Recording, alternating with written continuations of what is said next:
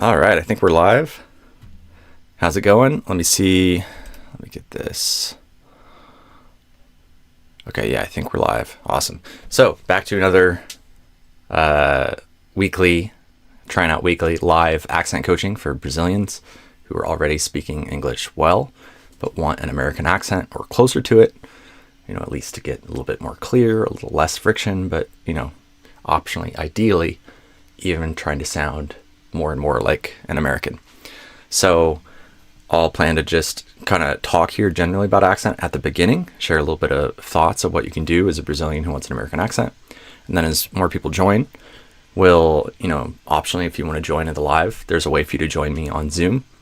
And then I can actually do some live accent coaching. And if you don't want to join live on Zoom, then you can always put your questions in the chat as well. Hey, how's it going? Got some folks joining. Let me make sure I'm looking at the right live here. Cool. Maybe I can't see the concurrent viewers for some reason, but I can see you in the chat. So feel free to say hey in the chat. Let me know if you want to join me live for some actual accent coaching. So the way it works is I don't share your video. So there's a chance it could, leak or something, but I have it set up where you join on Zoom and I can see your video. But what we share to the YouTube live is not your video, it's just your audio and my shared screen. And so that seems to work pretty well. So yeah, if you want some accent coaching, let me know in the YouTube chat and I can share the Zoom link and you can hop in here with me. Otherwise, I'll talk about accent kind of generally until we have someone who's interested. And if you have any questions about accent, pronunciation, specific words, vowels, consonants, drop them in the chat and I'll answer some questions from the chat live as well.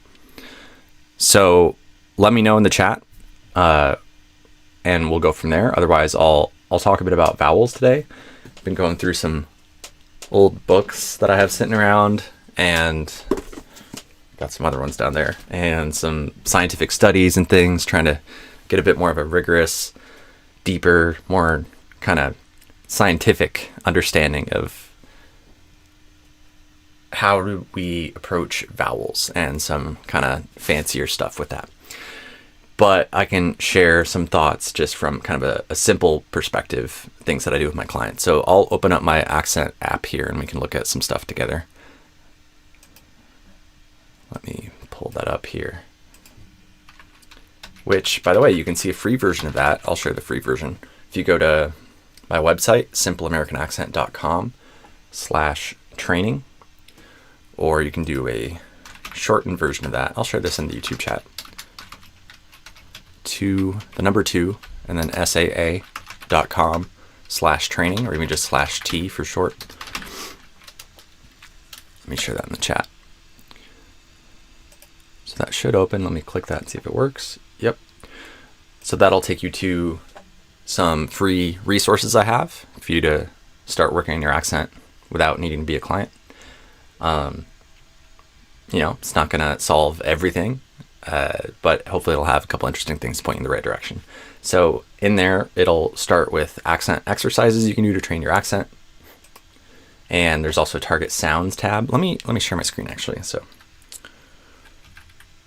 let's see here. You'd love to join on Zoom. Is that what you're saying, Samuel?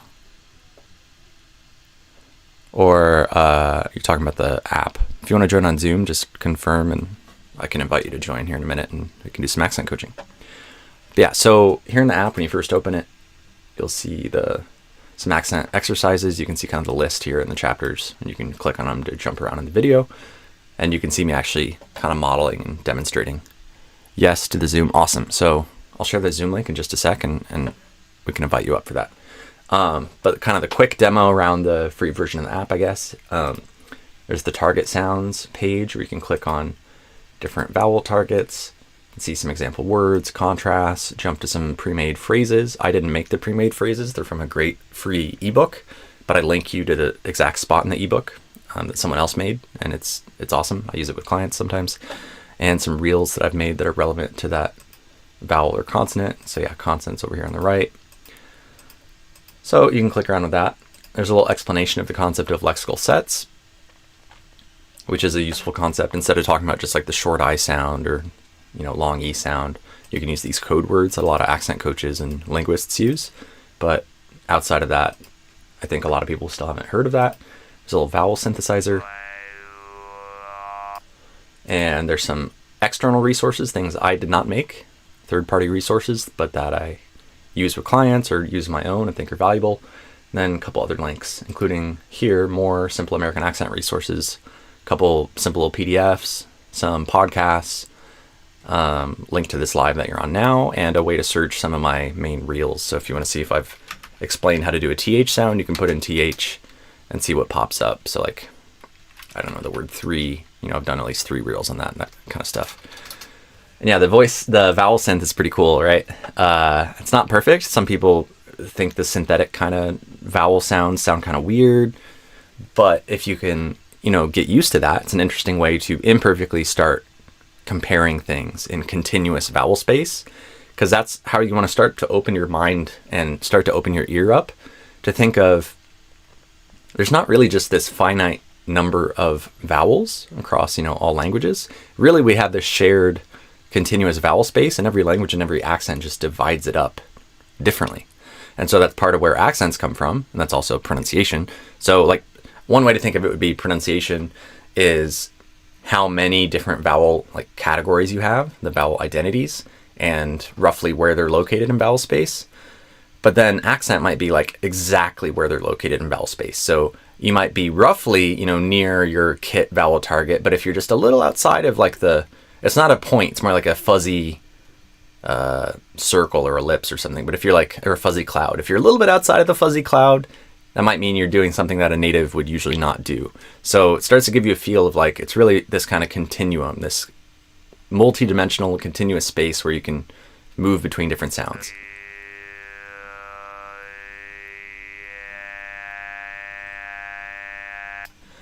And so yeah, play with that, might be helpful. All right, so let me invite some people onto Zoom. So Samuel, you can go first if you want to. Let me grab the Zoom link here. So let me stop sharing my screen for a second and grab that.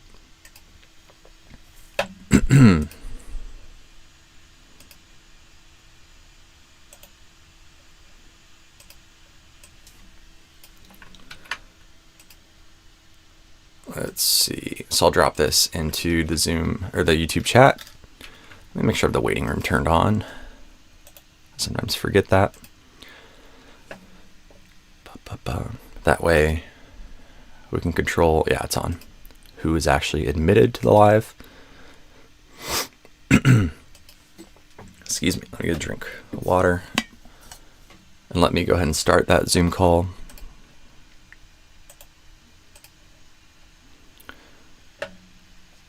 Recording in progress. So I'm in the Zoom call. Samuel, if you want to join, I'll see you pop up in the waiting room, and then I can admit you. And we can start some coaching.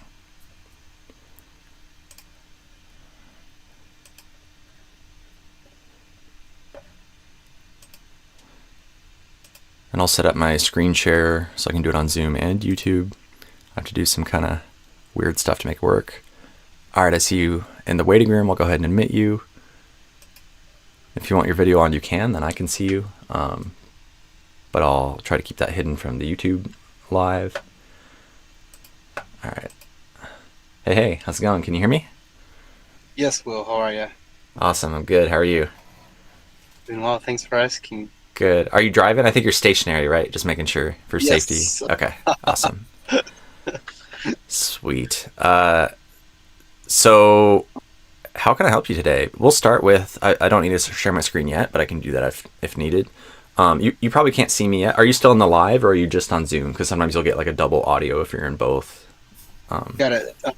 I'm just gonna get out of YouTube. Mm-hmm. There you go. Just on Zoom right now. Okay, perfect. And then if I need to share my screen, I can do that in a way where you can see it and the people on the live can too. So yeah, tell me a bit, are you Brazilian? It seems like you speak English pretty well. That's kind of self-explanatory in this case. Are you trying to get closer to an American accent or not necessarily? Like, what's your situation? What are you trying to, aim for without there being like a right answer? But yeah, what's your situation?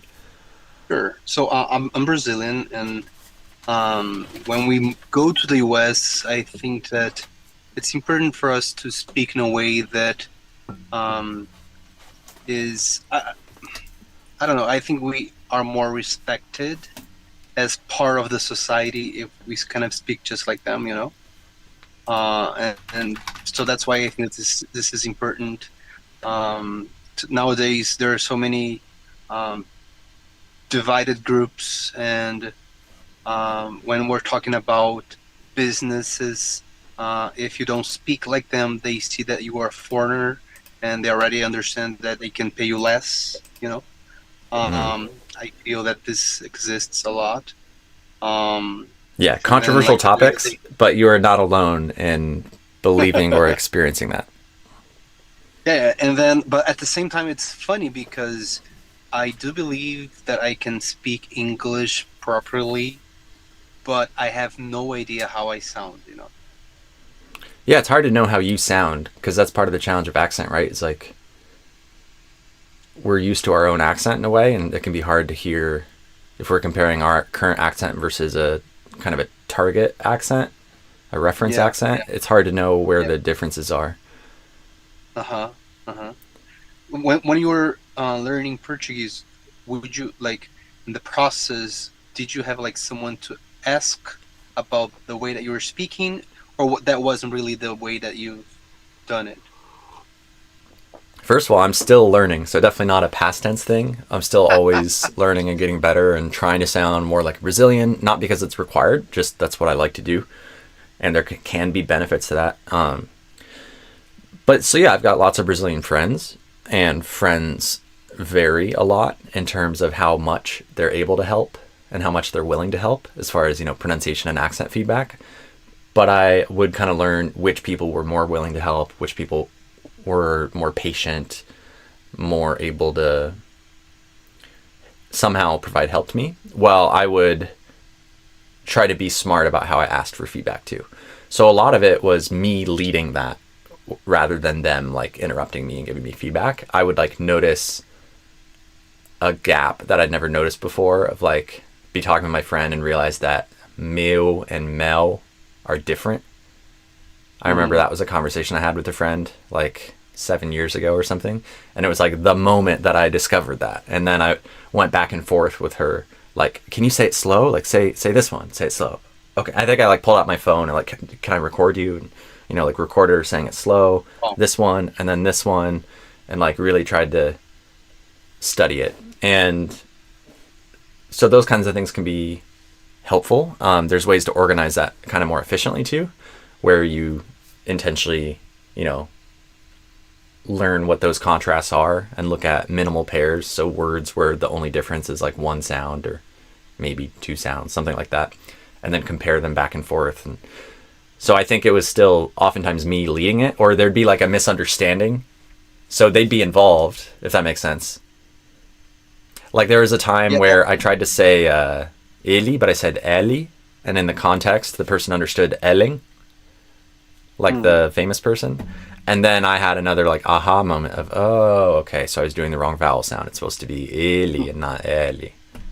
And then I practiced that and Well, interesting. made it more of a habit. So it's like you have the references in which you have time with those people that will guide you, but most of the time is you by yourself training, right? You could say that, yeah. And even when I'm with them, like when I say it's self-led, I mean like there might be a moment of misunderstanding, but I'm kind of the one often who will take the initiative and kind of dig for extra feedback and like ask questions to try to figure out what's happening. And they're often like a willing partner, but if I hadn't been in that like detective mindset where I'm curious and trying to figure it out, they probably wouldn't have like pushed on it. It's because I wanted Yeah, it. I was like hungry for that, yeah. to discover that. And you're muted now. I think if you swipe or leave and then come back, it'll mute when you're on mobile. Okay, There you go. appreciate it. Yep. Especially because we're not concerned about the way that people are speaking, especially like in Brazil that we have so many different accents. We're not like stopping the person when the person is speaking, especially someone that comes from a different country. So it's not Yeah, something it's that we often want awkward. to do, right? Yeah, yeah.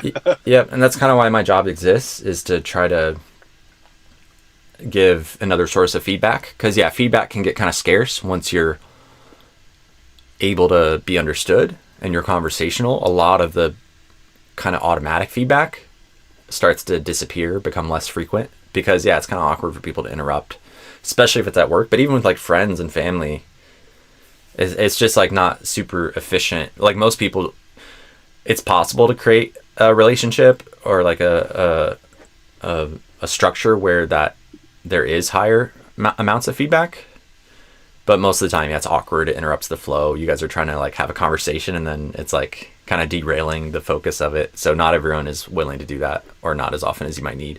But yeah, so coming back to the idea of sort of self-coaching, you kind of mentioned something along those lines, and yeah, I would really emphasize like that is a huge part of my journey. Is it's not like someone else did it for me, so to speak. It was mainly led by me and my own. Like no one else can really do it for you. It's largely led by someone really like being hungry for it and like kind of attacking it from a bunch of different angles over a long time. So I've done tons of just by myself listening to YouTube videos, zooming in on like one phrase and imitating it and breaking it down, like kind of zooming in on the sound file and like listening to a specific vowel sound. Like I was listening, this is like years ago, but I remember it, Tata Wernicke introducing Anita on, you know, her talk show. And as she was like doing the intro and said, Anita, I was expecting her to say E, just like a kind of classic stereotypical like E sound. The mental model in my head is like, that's what I expect. But then when I zoomed in on the vowel, she didn't say E, she did something, I probably won't get it perfect, but it was something like Anita. It was like, yeah. It was like a diphthong, like multiple vowels together. There's like a trajectory. It moved. It wasn't just E, it was like, yeah, or something. And I think that was part of like the Carioca accent that Tata was, you know, speaking with in that moment. Yeah. And so that was a really exciting moment for me. It's like, oh, maybe that's, you know, one of the keys to Brazilian accents and the variation and sounding native and like understanding those tiny differences. And I would argue in general, that's a big part of what accent is. It's not just, oh, you said the vowel and you were understandable. It's like trying to match the exact like tiny nuances of how a native speaker of a specific accent says that exact vowel, that consonant, that word, that phrase, so that you try to sound exactly like them, like in all the little details. Does that make sense? Yeah, definitely, because this is a very important note, because you kind of have to choose one accent, right? Like one Brazilian accent. You could, you know, go crazy and do a bunch more. I like to kind of, I used to jokingly say, you know, flirt with many different accents without necessarily choosing one specific one to like, I don't know, I guess to continue the metaphor to get married to or whatever. I don't know. I don't love that metaphor. I don't really say it that way lately, but that's how I used to explain it, you know, years ago. Because I think it can, even if you have one main accent that's like your focus, I still think it's interesting to explore other accents as a contrast, to learn where the boundaries of your target accent are. So like, oh, my target accent has this vowel sound, but if I slightly do the vowel sound differently, I start to sound accidentally British or Australian, or so you start to learn like where you define your target better by learning what the target is not. It helps you understand what it is. And then when you're speaking Portuguese, do you think that you have the accent from what region? I'm not sure. Eu teria que falar em português e deixar cada um de vocês julgar, sabe? Porque é uma coisa que pode variar de um momento para outro. E também eu não acho que eu fale exatamente igual a brasileiro ainda, sabe? Então é uma coisa que vai... Cada pessoa pode formar suas próprias conclusões. Tem umas palavras que... sempre tô aprendendo, sabe? Não sei se é um som de S ou som de Z em conclusões. Eu chutaria Z, mas não sei. That's awesome. It's beautiful. Thank you. It's beautiful. But we can analyze like the features of like, I'm not doing an S chiado usually. My R is usually not like a porta most of the time anymore. I used to do that sometimes.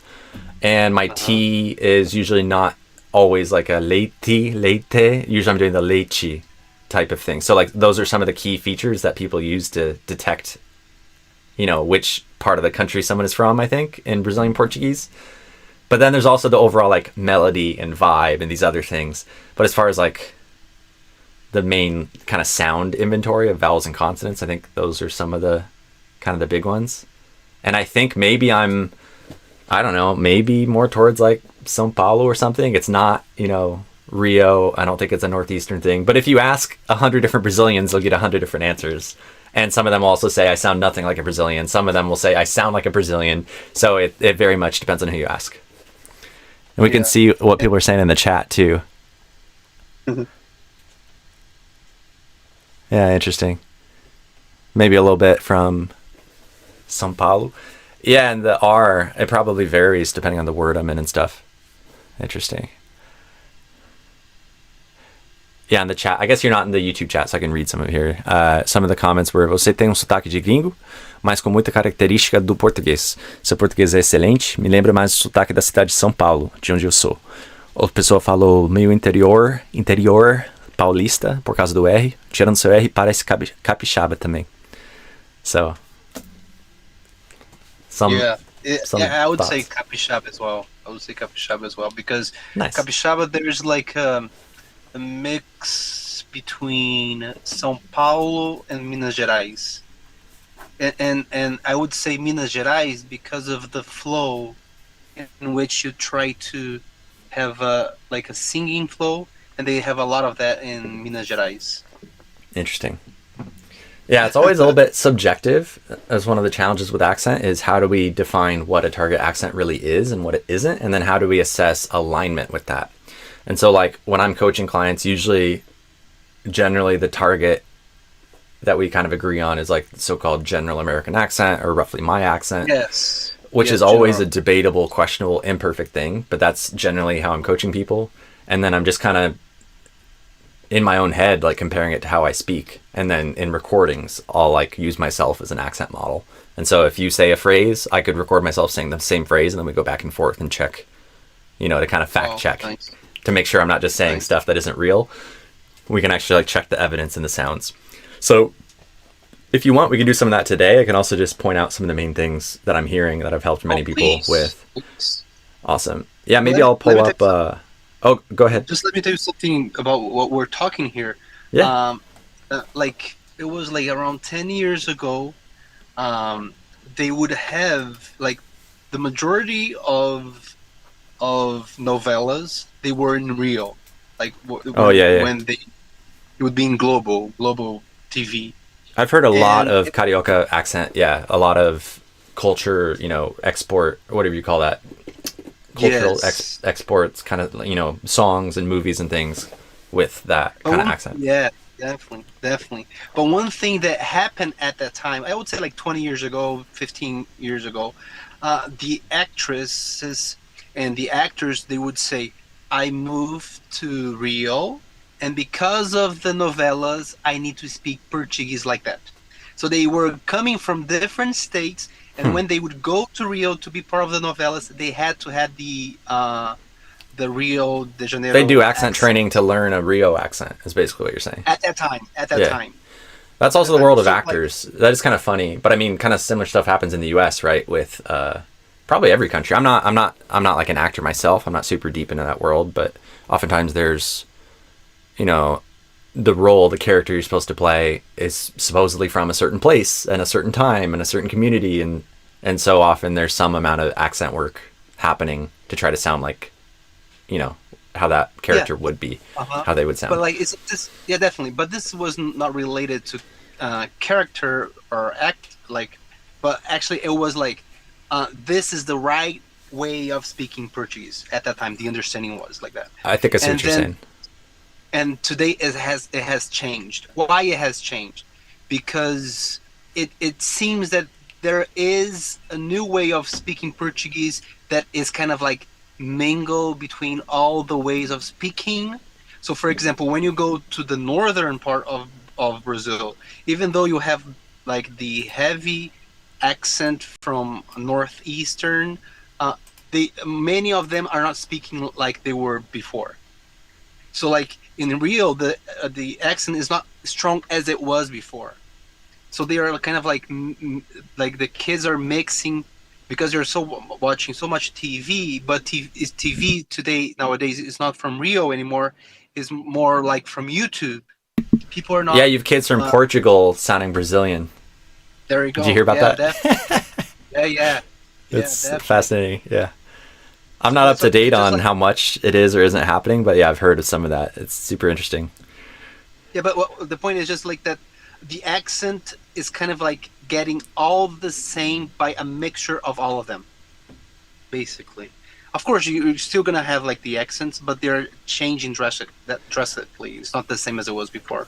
Yeah, you're making a claim that now, more than in the past, there's sort of this quote unquote neutralization or like Yeah, hybrid version of like all the accents kind of mixing together towards the same accent.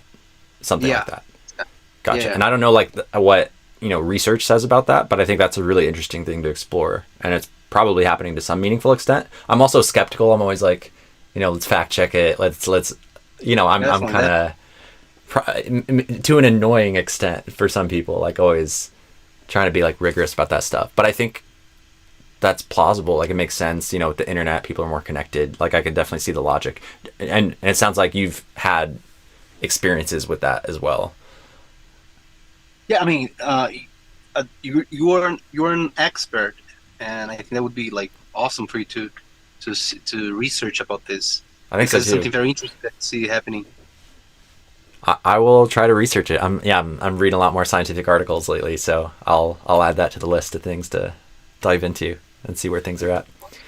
All right, man. So I'm recording as you speak a bit, but we can do this in different ways. So maybe I just play back some of the things you've said and point out what are some of the things I hear where Good, we could adjust it to sound quote unquote more American, more like me, that kind of thing. How does that sound? awesome, please, thank you. Awesome. Let me do that. And let me see, maybe I can share my screen for this part too. So let me just double check how I got that set up so we can bring in, so you can see it and the people on YouTube Live can see it if I do this correctly.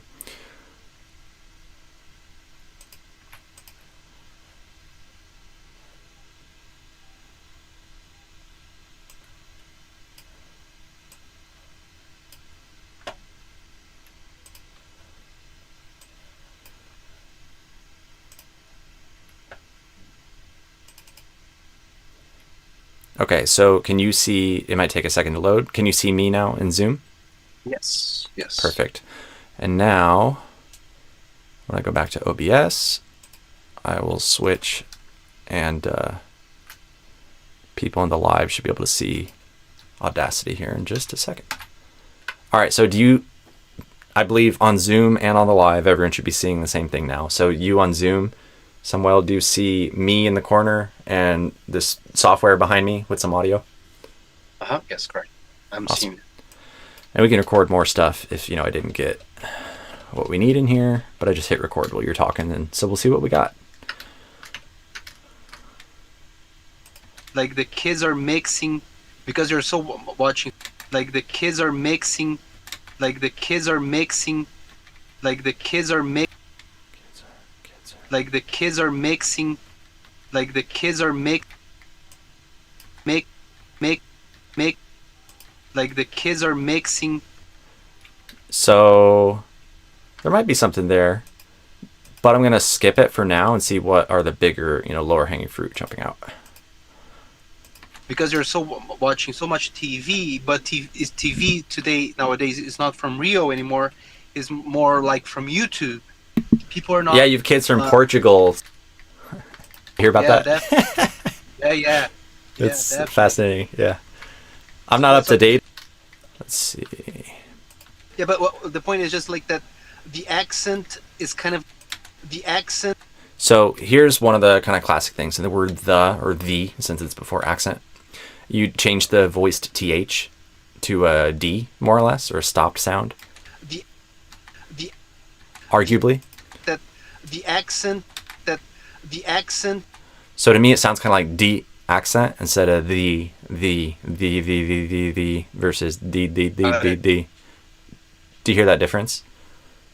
So like as if I was saying D as in Daniel, DE. Yep. It sounded So- basically like that. Whereas I would Not do the- a continuous sound that doesn't stop, generally speaking. How? So less tongue pressure against my upper teeth. And I get that kind of continuous buzz sound. the. Like an exercise I'll have people do is you just loop the th and the e sound back and forth, and you try to get it so it never stops. So the, and not the. That's if I sort of increase the pressure between my tongue and my teeth, would be one way to think of it. That leads to the sound stopping, the vibration being kind of killed by the pressure and then restarting. Wow. So you shouldn't have the vibration killed. That's how I would. It's going to be. That's how I would teach it. Yeah. The reality, there can be variation, there can be nuance, but like as a model, as like an idealized target, yeah, that's what I would recommend. Interesting. So it's supposed to be behind my tooth. So the exact position can vary, but your tongue's going to be touching your upper teeth, maybe like the back kind of corner, the back edge of your upper teeth to some extent. It could be the tip of your tongue, could be behind the tip. There can be some variation in exactly where things are touching, but some part of your tongue is going to be touching your upper teeth and kind of lightly touching, not a heavy, strong pressure, but a light pressure so that it can vibrate.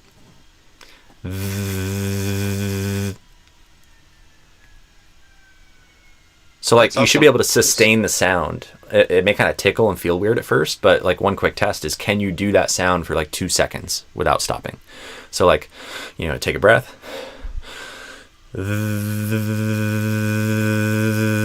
Something like that. That's awesome, because usually what we learn is that you need to just like to breathe, like, but actually you're telling us that it's like the vibration. Oh, so that's 2 different things. So thank you for pointing it out, because I did not explain that part clearly. So there's 2 key types of th sounds in the way that I would teach it. One is unvoiced and one is voiced. So one is just air. That's the unvoiced one. That's the one you're thinking of, where you just blow. So we also do that. That's a thing as well. But then the one I was showing you here is a voiced th. So you're still blowing. Basically everything's pretty much the same. It's just as you're blowing air, instead of just kind of whispering, just blowing air with no voice vibration, you turn on your voice. So it's like the difference between whispering and talking on a vowel sound. So, I'm just changing that as I'm doing the th basically. So, so if your voice starts vibrating, you're also going to feel that vibration between your tongue and your teeth. If you're just blowing air with no voice, you probably won't really feel the vibration in the same way. Does that make sense? There's those 2 types of th sound, and both are valid and common. That's beautiful. Yeah. A lot. Technically, there's variation. So I'm being sort of like politically correct or allowing politically correct sounds. That's not the right way of putting it. There's a lot of different accents, and some of them do kind of like what you were doing. So it's not wrong. But if you want to sound like me, then yeah, this is the target I would aim for. So, like, I'm not sure, but like, the word. Yeah. Is that correct? I think so. Say it a few more times. The word. Yeah. Good job. The word apple. The word apple. And then there is a difference also when, like, the and the, right? The and the. Yep. The th will be the same, but yeah, the vowel sound changes. Do you know when to do which one? I think that it's for vowels. Vowels. You're on the right track. It has to do with the next word. Does the next word after the begin with a vowel or a consonant, basically? And I think you switched them, but you got the right idea. Could you show me, please, like when to use them? So like in the sentence you said, just like that, the accent, So the accent is a great example. The accent starts with a vowel, this ah sound in the first syllable, and so instead of the, I would usually do the. just like you did with an E vowel sound instead of a. So you did that part correctly, so to speak, or aligned with how I would typically do it. Okay. You just need to adjust the TH to not be a stop if you want to sound more like me. Does that make sense? Yes, thank you. And Yeah, then you're welcome. on the TH without the vibration. The unvoiced or voiceless. Yeah. TH. When we use it. Oh, so that one's harder to know when. You kind of have to go word by word, unfortunately. Unless there's, something I don't know about. But like, so there's different ways to write these with, phonetic symbols and things. But like the way I chose to write it in the accent app that I have here, I write the unvoiced one as TH. And then in everyday English, the voiced one is also written TH, but I chose to write it as DH because T and D, T is unvoiced and D is voiced. So we can kind of use that as like a code, like T and D, TH and DH. There's kind of like a similar idea there. So just to show you some ways you could practice this, we have some examples. These are some words where you have the unvoiced TH, so it's just blowing air. So thin, think, with, and so on. And then for the voiced TH or DH, if you want to call it that, then we have this, that, the, or the, they, then, there. So there are at least a few example words. And then as we look at more words, you kind of have to be familiar with that specific word to know for sure which sound it'll have. I don't know of a good rule. So THROGH. Yeah, those are classic. I'll pull up Notepad to show some of those because that's classic. There's English is tough, but it can be understood through thorough thought, or I don't know. There's some kind of silly phrase like that tries to use several of these. But yeah, we've got what do we have? We have tough, through, thorough, potentially thought, if you want to include that. There's a bunch of different ones. So through, that's a voiceless TH. Through. Thorough, that's also voiceless. Thought, that's also voiceless. Maybe there's one that's voiced. I don't remember. I'm blanking on it right now. Maybe you guys can let me know in the chat, or if you remember. By the way, should I call you Samuel? I didn't check what name you prefer. Yeah, please. Okay. Samuel, thank you. Yeah, you're welcome. In the chat, we got several people saying some things here too. Do you mind if I just read a few things from chat to kind of keep it interactive with the audience here? Please. That's important. Awesome. So let me see. I feel like melody is harder than most people seem to think. Us non-natives tend to have a less contrastive or contrasty melody pattern, not as expressive or rich. Interesting. I think Brazilians can be a tougher crowd since we're not used to listening to foreigners as opposed to Americans. Eu disse que você tem um sotaque de gringo, mas não dá para dizer que você é americano pelo seu sotaque. Só dá para dizer que não é um sotaque das regiões do Brasil. Seu português não carrega muita característica do inglês americano, porque seu sotaque está muito mais próximo do português brasileiro. Nice. Bom saber. As a Mozambican, our Portuguese has also been affected by Brazilian Portuguese. Interesting. It started with soap operas and songs, and now it's mostly because of the internet. I've noticed that the voiced TH tends to be more dental, pronounced with stronger pressure, when it's preceded by an unvoiced consonant, such as T, K, and so on. For instance, get that, hit that, think that. Interesting. Yeah, there's always, that's part of the realities, of real speech, is we might have some sort of idealized target, but then in connected speech, one sound comes after another, and they pull and push on each other, sort of like gravity or magnets, and they overlap, and lots of interesting things happen. So I would imagine I haven't sussed out all the variations, that are possible there, but that sounds plausible to me, that there'd be something going on like that. Toda vez que você achar que o som é de D, o som é vibrado. Boa. Talvez seja uma... Interessante.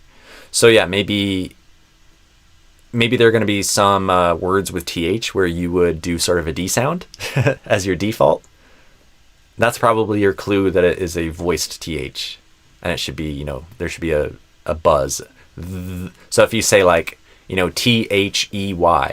if you're going to say that, maybe you would naturally misspeak it as kind of a D sound, almost like the word day. So if it comes out as a D, if that's kind of the way you have it stored in your brain, that's probably a clue that that word would be a voiced th in English with the buzz. Does that make sense? I think that's a possibly useful way to explore, assuming you have some familiarity with the word. If it's a brand new word you've never seen, it might not work, but that might work for a lot of stuff. What do you think, Samuel? Does that seem helpful? Yeah, that was very good, actually.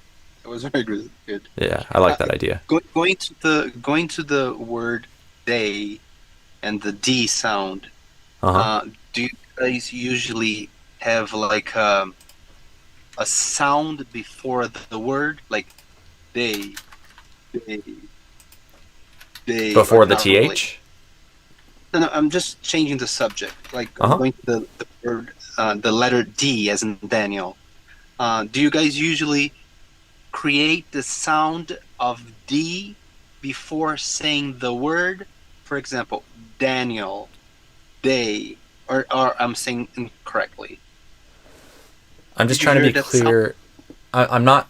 I want to understand what you're asking. I'm just not quite clear on it yet. So, are we talking about D and TH, or just D, or like the word Daniel? And you're trying to understand how we start it exactly? Yep, I just changed the subject. I'm going now. I'm talking about the word D, as in Daniel, and it seems that when I'm listening to English, I listen to you guys saying. Creating the sound of D first before saying the word, like Daniel. You create. Oh, I think I might have. So maybe you're hearing a little bit of voicing. Yes. At the beginning. Yes. Yeah, that could be. Again, real speech is messier than it seems. Like if we just read the letters or kind of simplified phonetic symbols, reality is more detailed than that and more variable. And so, yeah, we might have something happening at the beginning of words. There might be like before a B sound, you might hear an M sound. And then it becomes a B, like, I don't know, Brian. I might be like, Brian. The voicing might turn on slightly before, the next sound. Yeah. Because D is also a voiced sound. It's a voiced stop. T, if you're doing a T, like Tom, you probably wouldn't hear the same at the beginning, this Tom, but maybe there'd be a little, beginning of the voicing before the D and Daniel. It might turn on right before you get to the D in a way. And that's where you can think of, in a way, speech is physical. There's actual things happening, almost like this complicated gymnastics routine where there's like multiple participants in different spots. It's like your throat, your vocal folds or vocal cords, whatever you want to call them, can be doing something. And at the same time, your tongue can be doing something. And there's different parts of your tongue. So even different parts of your tongue can be doing different things. The tongue, the tip of your tongue versus the middle or back or the root of your tongue. Like there might be kind of some complicated, different things happening at once. And your lips could be doing something and your jaw could be opening or shutting, and so all these things can be kind of overlapping in time.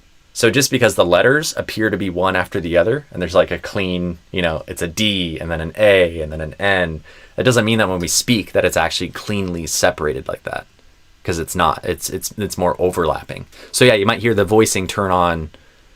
I don't know the specifics, we'd have to dive deeper into linguistics and phonetics and stuff of what's possible, but in theory, maybe the voicing turns on slightly earlier than you expect or slightly later than you expect.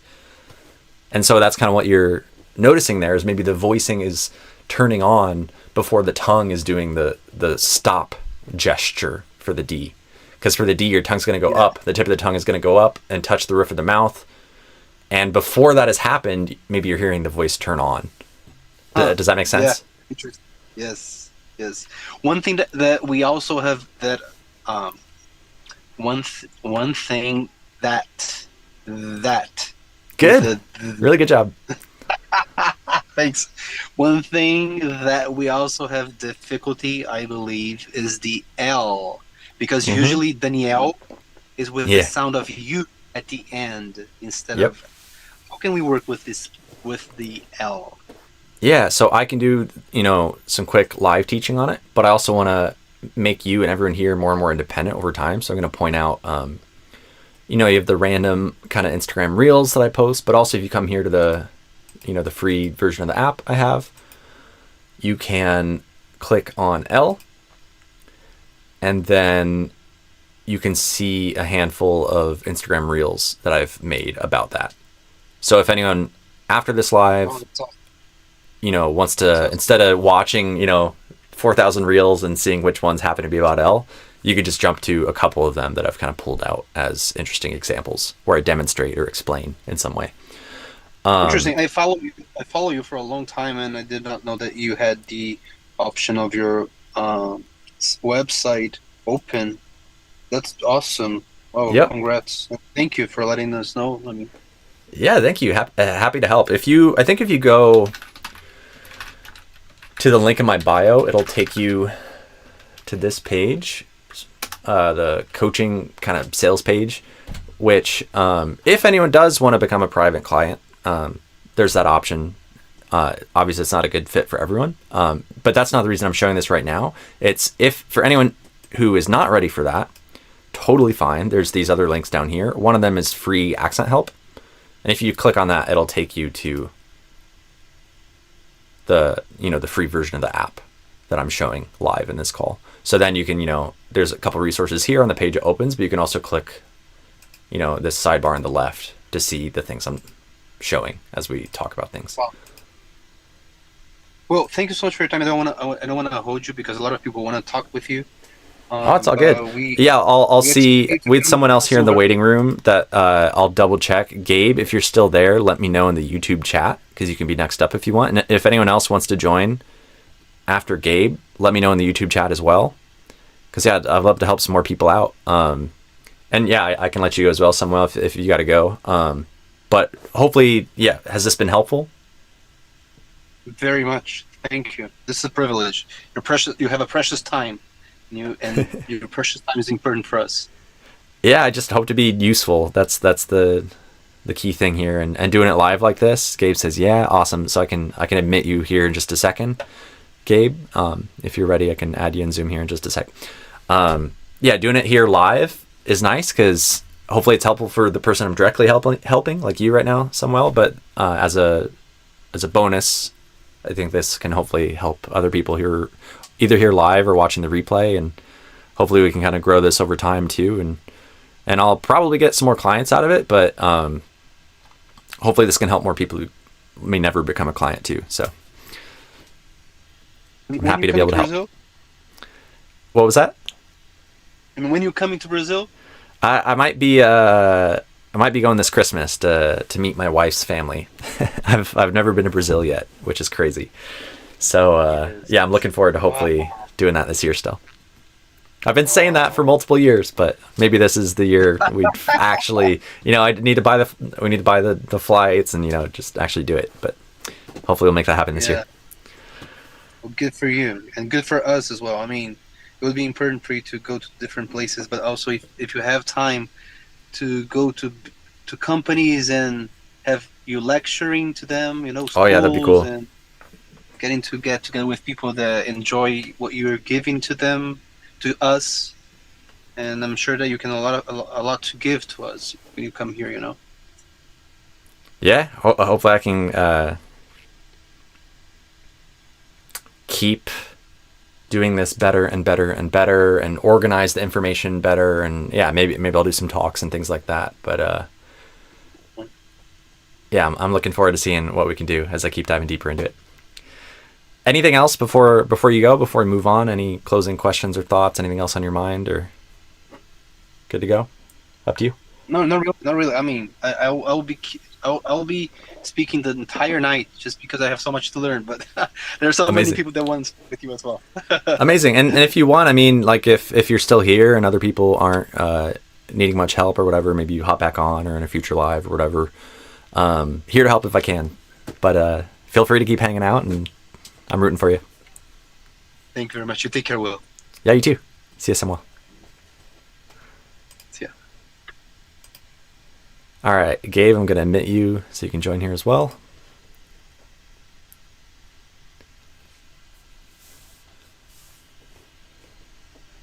And then I'll try to catch up on the comments here in a minute. I see you guys' comments. All right, Gabe, you are muted. Hopefully you can hear me. You may have to leave the YouTube live so you don't get double audio. Yeah. Can you hear me? Yep, I hear you. Can you hear me okay? Yeah. Awesome. Was that you who was saying you're like not super proficient or however you called it, but you were still interested? Yeah, that was me. Oh yeah. So no worries. You don't have to be perfect. If it helps, we can switch to Portuguese, mix English and Portuguese. Here to help. So, do you want to tell me? And by the way, not here to criticize, here to help if that's helpful. And whenever if you're feeling like judgmental, focus on curiosity about how to improve. And like if you stumble over words or don't have perfect grammar, or accent, or don't know what to say, like all of that is totally fine. And I also struggle with that in Portuguese sometimes, more in the past, because I'm like 2 decades in, but I definitely remember the struggle. So you're good. No worries. Yeah, definitely. So, how is stuff going for you? Yeah, feel free to share whatever you want. But I was going to ask you, like, how's your journey with English or accent going so far? Kind of what your situation is, what you're hoping to achieve, or what direction you're moving in. I'm kind of like just doing it for fun. It's like I started learning English like November 2023, so it's been like 2 years and a half basically. Nice. And you're doing great for just 2.5 years in. Yeah, I had a little bit of a silent period. And I started like shadowing basically 8 months ago, and it's really so silent period meaning you weren't speaking at first; you were just listening. Yeah, just listening. Nice. Did you do that intentionally, or what was why did you have a silent period? I saw like a guy called I don't remember his name. It's like I think it was I don't know. It was some Brazilian YouTuber. He said like. Something like, if you can't understand people, how you're supposed to talk. So I thought, okay, so I'm going to focus on my comprehension first. Nice. Yeah, I think there's lots of ways to do it, but I think there's value in not speaking at first, potentially. I usually like speaking at first just because that's my preference. But yeah, there's some people who've done like really intense experiments, like not scientific experiments I'm talking about in this case, but people who've like, I want to say there's a guy who watched like, I don't know, thousands of hours of Japanese TV without speaking at all. I don't know if he did 10,000 hours or like several thousand, but I think there was some like pretty intense. Yeah. I was actually tracking my time. Yeah. I did like about 2,000 hours. That's awesome. And since I started like shadowing and stuff, I think it's pretty fun, and while shadowing, I started like getting this urge to speak like a native speaker. So I've been trying to get there. Sometimes I try to post an audio file of me on Reddit and have people judge my accent. But nice. I think I'm performing like worse here because you're probably nervous and stuff. It's normal. Yeah, that's fine. Yeah. And yeah, that's it. I just put a video from a YouTuber I like, and just repeat after them. Yeah, that's awesome. Yeah, I do a ton of shadowing. There's ways to like kind of put it on superpowers too, but even if all you do is just shadow, like I've met people who sound pretty much like a native and like they didn't really have a super complicated technique. Sometimes they were just obsessed about trying to sound like a native, and they would just like shadow and maybe hang out with natives, but they were just obsessed with the accent and trying to sound like a native. But then you can use like technology to go even deeper if you want, if it's helpful, with like recording yourself or slowing down the audio or like zooming in on specific parts of vowel sounds or consonants and like comparing them and analyzing them.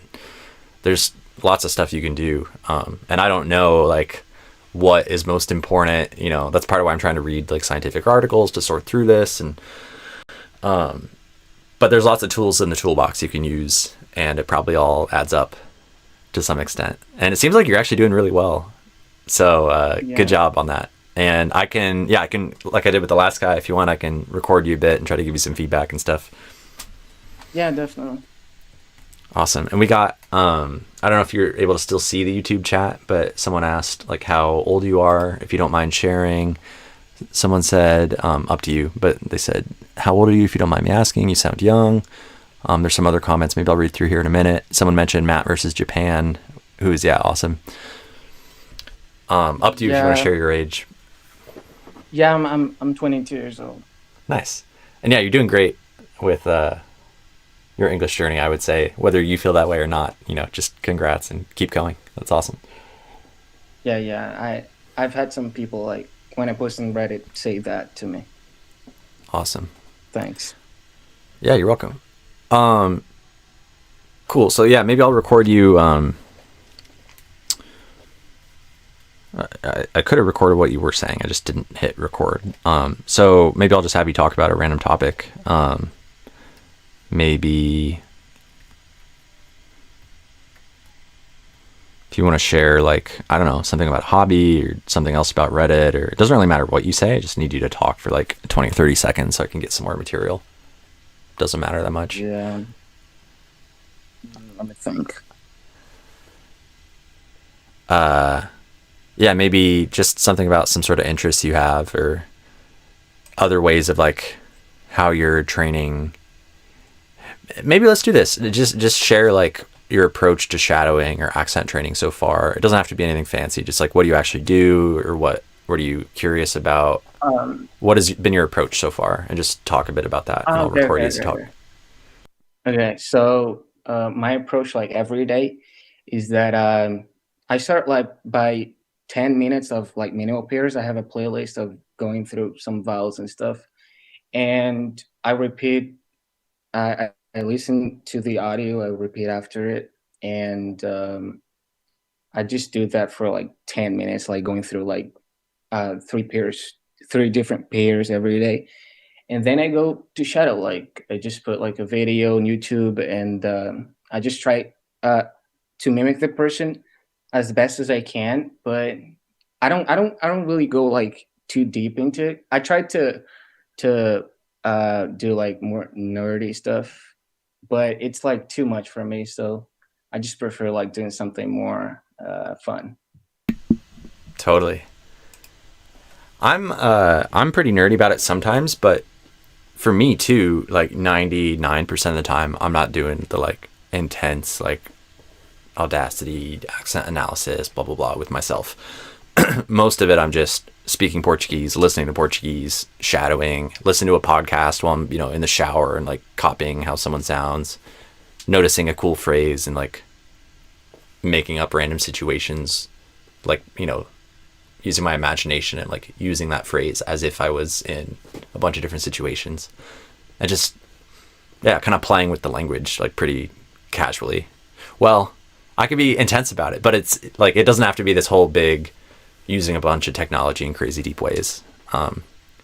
But once in a while I do, you know, break out Audacity or something so I can push things even farther. But it is not something I do all the time, if that makes sense. Just as a, I don't know, a reference point. Yeah, right. All right, let me share my screen. I think you can see my screen, right? Just making sure. Do you see myself? And then you should see Audacity now behind me. Yeah. Are you able to see it? Okay, awesome. Yep. So we should be able to hear some of what you said in here. So my approach like every day is that So maybe rhythm on this first part. my approach like every day. So my approach like every day, maybe a bit of melody too, but like the My approach like every day.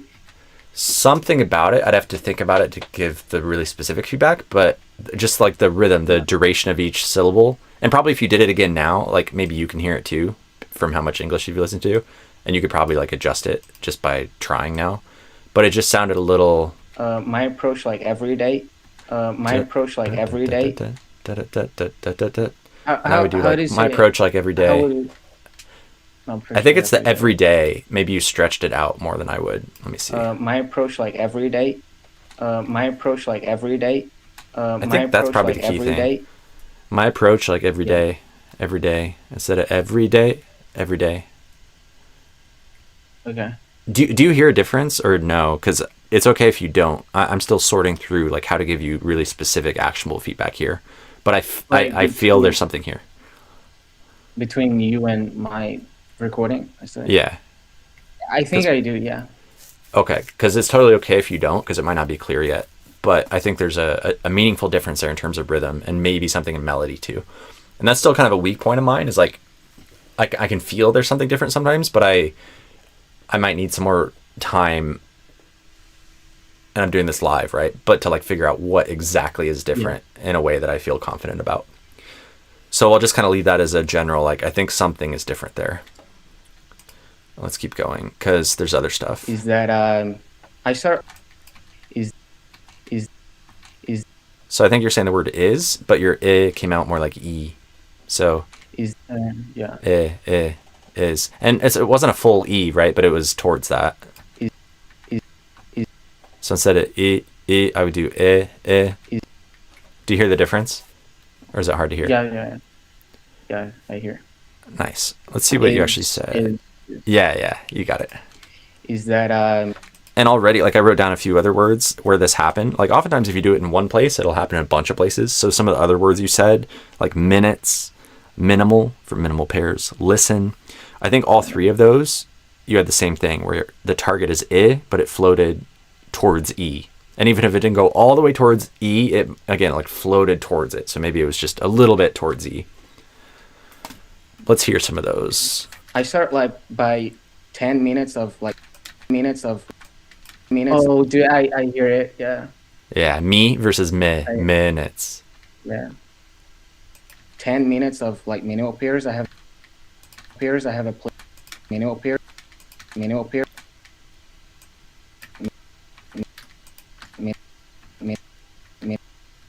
First syllable of minimal, you kind of did me, Yeah. and I would do more like me. It's subtle, but that's what accent is sometimes it's these subtle things that we can feel. Do you hear the difference on that one or no? Yeah. Nice. Like the minutes one was like very like, more clear, obvious, but more obvious. Yeah, this one's a little subtle, and sometimes it's like, let me go back to the website, the vowel synth, and where I put these on these labels may not be perfect. We could challenge some of it, but the general idea still applies of like somewhere kind of in the middle. I think in theory it's supposed to be kind of right in the middle. I could be wrong. I'm still learning, but just to my own ear, it sounded like schwa. The way I've laid this out is a little bit further back. Not sure why, but then kit is the I sound we're aiming for, basically. It's kind of a fuzzy cloud somewhere in here. For this sound in the first syllable of minutes or minimal, and you are not going all the way to fleece, but you're going like a little bit towards it, like somewhere in here. So like let's hear kind of how that can happen. So like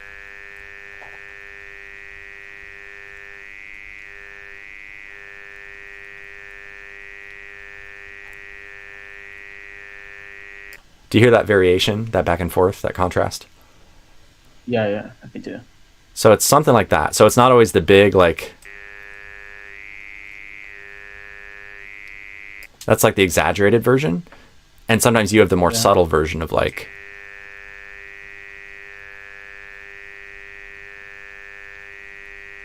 something kind of like that. Does that make sense? Yeah, it does. Cool. So let's keep going. 10 minutes of like minimal pairs. I have a playlist of going through some vowels and stuff, and I repeat. And repeat, it's the opposite issue actually. And I repeat. So in Pete, it should be a E sound, like a close, like basically tipo E the Portuguese, a very close or closed, whatever you want to call it, vowel sound. And you did a little more like Yeah. eh, Pete, Pete. Pit, where I would say Pete. Does that make sense? Yeah, but this one I actually thought it was supposed to be a sound. Yeah, so you Yeah, categorized yeah. it incorrectly. Got it. Yeah, yeah, So yeah, it should be a E.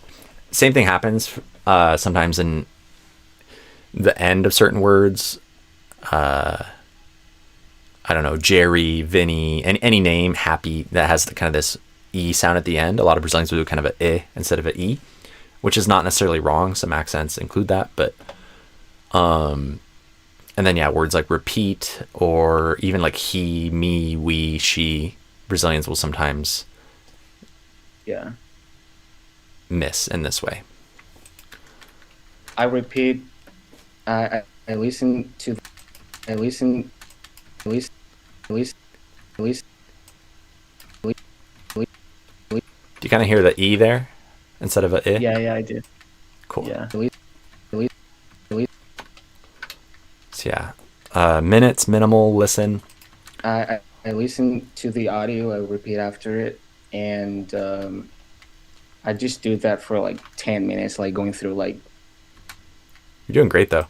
to Let's the see. audio. I repeat after it, and I listen to the audio. I repeat after it, and I repeat after it, repeat after it, after it, after, after, after, after, after, after, and I just do that for like 10 minutes, like going through like 10 minutes, like 10, 10, 10, 10. 10. Might be a variation thing. I'm not super confident in this, but my Yeah. first thought here is that I think I would, instead of a 10. te kind of vowel sound, do a more open sound like a te, ten, te. I could be wrong, right? We could check this on Youglish. We could record myself talking when I'm not like monitoring it and see what comes out. But I think I would usually do more of a instead of a 10. e. Does that make sense? In the number 10. Yeah. Yeah, yeah. I just do that for like 10 minutes, like going. Can you say that if you focus on it instead of te, let me 10, try it. 10? What's the target? So te,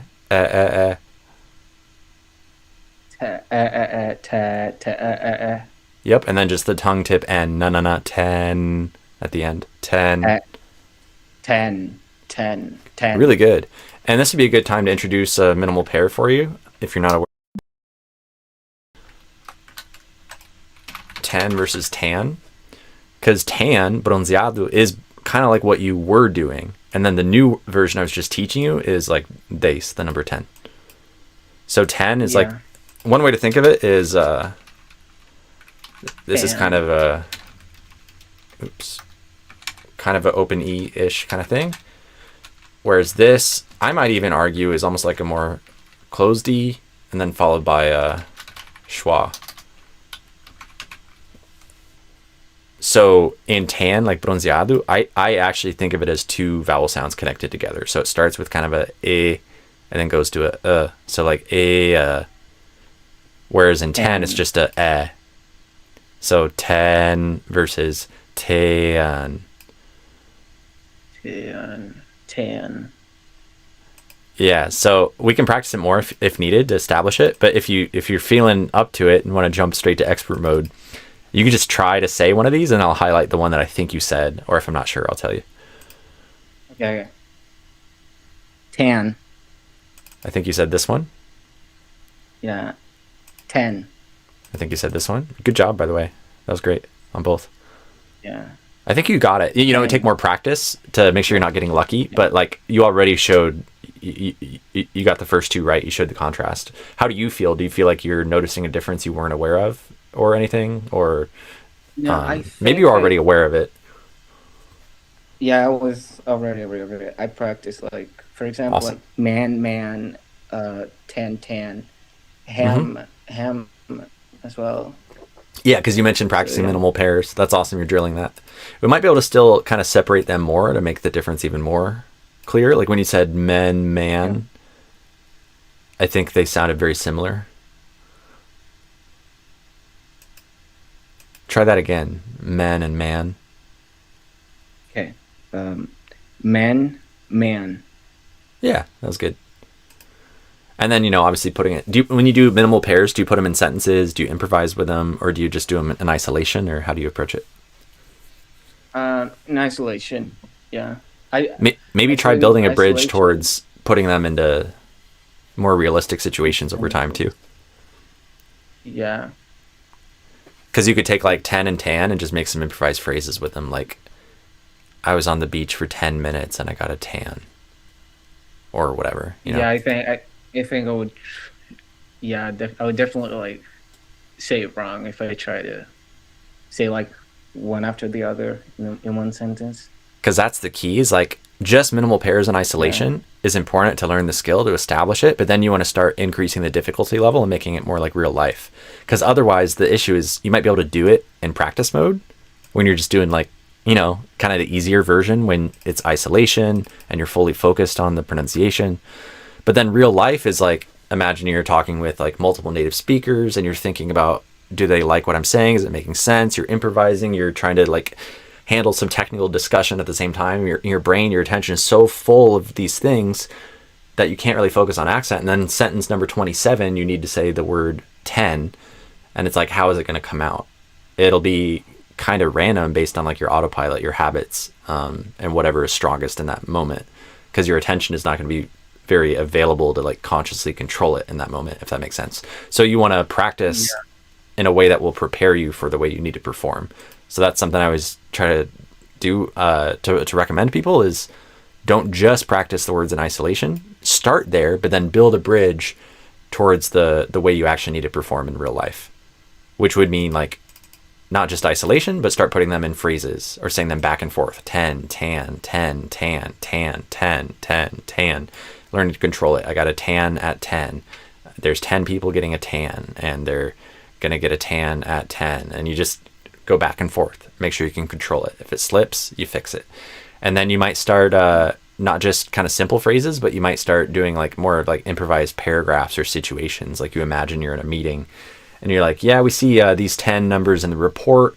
And by the end of this quarter, we're hoping to have $10 million in revenue. And we're selling tanning lotion. And we have these different types of tanning lotions on sale. This one is $10. This one is 10, whatever. Just like make up simulated situations. And that'll prepare you. Yeah. If you have real life situations where you actually need to say stuff like this, then you've at least done something kind of similar to it before, the first time you need to try it in real life. Does that make sense? Yeah. Okay, cool. Is this helpful? Because I'm hoping to be helpful, but there's a chance I'm saying stuff you already know, or so just kind of checking in. Nah, I just like I do like the minimal pairs, like I said, Uh-huh. and my practice is that I do shadowing after, right? It's Oh not yeah, like- no, that makes I mean, sense. Yeah, instead of you just kind of get sentences, both in a way. I do shadowing like right after the minimal pair section. Nice, that's awesome. And I don't know like what the optimal practice strategy is because it's kind of hard to map inputs and outputs in like a rigorous way. Yeah. People have their own like personal preferences or beliefs, but I don't actually know for sure, right? But like my intuition or thought would be maybe it could be good to add in if you're not already doing. Do you do anything where you do improvised speaking and you try to do it like sounding like a native as you improvise stuff as well, or not really? I would say like when I'm talking to myself, like I'm watching like a TV show, Uh-huh. something happens, right? And then I have a thought and I speak like that thought and trying to speak like an American Nice. Amazing. to myself. Yeah, so it's kind of like built into your, like you're watching, consuming some sort of content and you're doing maybe a mix of shadowing and like improvising stuff kind of randomly, whatever you feel like as you watch it. Yeah. Nice. Yeah, that sounds similar to what I do. So yeah, maybe you're covered there. Nice. I think you're doing a lot of good stuff. Do you feel like there's any specific gap, either in terms of like your practice approach or any specific like sounds or words, or do you have anything on your mind that you are aware of that you want to ask about? How do you feel about my S and Z sound? Like for example, because I've asked like for feedback before, and a lot of people pointing out that like for words like guys, for example, it should be a Z sound instead of an S sound. And yeah, Yeah, say guys in some random quick improvised phrases with something after the word guys. um, Just even if it's only a couple words, just make sure guys is not the last word. I think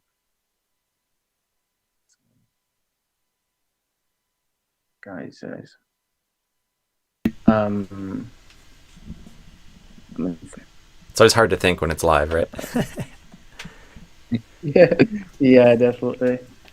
Yeah, it could be like Um, guys, just to give you like some quick structures, could be like guys and the word on or are or were. So just like that'll give you a chunk to like add a little more before or after with. okay, I'm gonna sound like a YouTuber here, but okay. You're good. So, hey guys, this is one video. This is one more video. I'm gonna tell. That's it. Yeah, nice. I'll give you some other phrases. Well, maybe I'll actually show you where I'm going with this. So I would say that let me just show you what I do and do it in Audacity as well. So, because I think this is maybe slightly more complicated than people sometimes teach it, I think. And I'm still learning about Yeah. this too, but I'll try to just kind of demonstrate what I think might be going on. So I could say guys. I could say guys on something. A bunch of guys on a table. A bunch of guys on a team. A bunch of whatever. I could say guys are working on this. You guys are working on this. I could say you guys have been. You guys have been. You guys have been. I could say what's something with a consonant? I don't know. I think a stupid sentence is too like these guys cry a lot. No judgment on crying, but we'll use that as a phrase, I guess. These guys cry a lot. Guys cry. Guys cry. I don't know. We could come up with different phrases, but the key thing I'm varying, what's almost more important than the meaning is like what's the context in terms of the sound. So after the word guys, does the next thing start with a vowel or a consonant, or is there a pause, or what's going on? So that's what I wanted to show you, and we'll sort through this here. I could say guys. So if I do guys and then there's like a pause or a consonant after it, guys, what I think we will hear is it'll start as a Z sound and end as an S sound. So I think there will be partial final devoicing, as I think like the technical term for it. That's my prediction, but let's see what actually happens. Guys. So I think by the end of it, and you can see the voicing, you may not know how to read spectrograms yet, and that's okay, you don't have to. Yeah. But this down here, these bright lines, is the voicing, and so that seems to end right about here. And there's still this much of kind of an S sound happening, which you can see by the kind of static up here. So I believe that this is kind of where the S sound starts and stops. And we can see there's voicing only for the first part of it, and then the rest of it is unvoiced. So we should be able to hear that. Let's see. So I think this part will be a Z, and this part will be a S.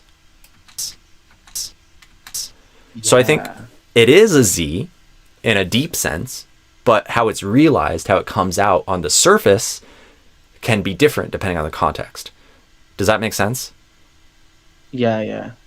Because now if we have a vowel after it, so like the guys on a team, guys on a table, anything with the word on, because on starts with a vowel, I think that will make it be a more clear Z without the final devoicing happening, partial final devoicing. So let me figure out where I said that. Guys on some, yeah, so that would be one example. Guys on, is on, is on, is, is, is on, is on. So in that case, it never became an S. It stayed a Z the whole time into the next word. And so we could test this, stress test it more exhaustively. You could also just take my word for it, or test this out more on your own. But I think often a good test to figure out, cats, dogs, depending on how you listen to it, the ending of the sound in both of them kind of sounds like an S. But in theory, it's like, but dogs is supposed to be a Z and cats is supposed to be an S. So like, what's going on? A quick test, just add a word with a vowel after it. So like on, cats on the table, dogs on the table, whatever. And then if you put your attention on almost like moving the S or Z to the beginning of on, and then you listen, is it son or zon? I think that will help reveal what's actually going on. Does that make sense? Yeah. Because if I say cats on, it sounds like son. Cats son sounds like an S. If I say dogs on, zon, it sounds like a Z. So it kind of reveals the deeper sound that's going on. Okay, so like for example, does like if it was a vowel after it, it would be a Z sound. But if it was like, does that make sense? It would be like an S sound. Potentially. So I don't know if it's a clean divide between vowels and consonants. I have to think about that more. Does that, because I think actually does that. I think the Z sound, I think it would stay as a Z, and the Z could even end up kind of deleting the TH, could like override the TH. And you could just have like does that in connected speech. So it may not be a clean divide of vowel versus consonant. I'd have to think about that more to get more specific. Does,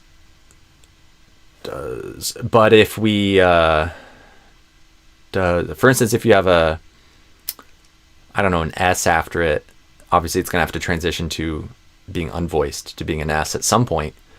And maybe it would happen earlier than you would expect, for instance. Or if it's an unvoiced, maybe that's a key distinction, is the consonant voiced or unvoiced? Because the example you just gave was a voiced consonant. But if it's an unvoiced consonant, I think that's where it gets interesting, is there might be a transition to the unvoiced version of things earlier than we expect. Does that make sense? Yeah. Okay, cool. And this is also like that level of detail. It's like, do we need to know this stuff consciously? Maybe, maybe not. Like if you can just shadow and kind of be a parrot and pick it up kind of subconsciously, amazing. But yeah, I think sometimes as adults, some of this we get for free by shadowing and parroting with like obsession to detail, and we might not even consciously know we're doing it. But if we're still kind of missing some stuff, I think we can intentionally, consciously train this stuff and kind of almost force it to happen. Because we don't always get all of it for free as adults, if that makes sense. Yeah.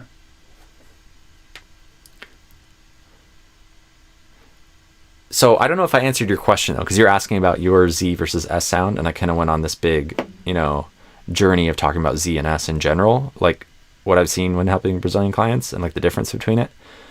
But I don't know if I actually answered or, moved you in the right direction. No, that's pretty good. Okay. Dogs fight. Oh yeah, we get a good example in the chat here. Dogs fight. Because the F is unvoiced, you might hear the Z sound at the end of dogs becoming kind of like an S. And maybe it still starts as a Z, but you have that partial final devoicing where a lot of the sound is devoiced. There's a lot of interesting stuff like this. Like you could also see stuff like this in, for instance, like a word like cry. You could argue that the unvoiced, the K sound followed by the R sound. Normally you might think of an R sound as a voiced sound. But I think when you have a K before it, like in cry, the beginning of the R is unvoiced. Almost like I'm kind of whispering. Like I'm already doing the R tongue position as I'm doing the K. So I get this kind of sound at the beginning. And then the voice turns on. And then I do the I. So it's like cry. If that makes sense. So there's a lot of interesting overlaps in connected speech. Yeah. Yeah, I think this stuff is cool. This is like if you kind of zoom in on any random, if you take any YouTube video you're shadowing and just put it at like half speed or 0.25x speed, you might notice some of these details in ways you normally don't. Do you ever listen at slower speeds or not really? Nah, just like normal speed. Just as an experiment, maybe try slowing it down and just see if it's helpful. You know, just do whatever you feel is useful for you. But if you haven't really done that, I would suggest, yeah, try a little bit of shadowing at slow speeds and also just listening, like deep listening, seeing if you discover anything new that becomes noticeable when it's slow. Yeah, sure. Try that. Cool.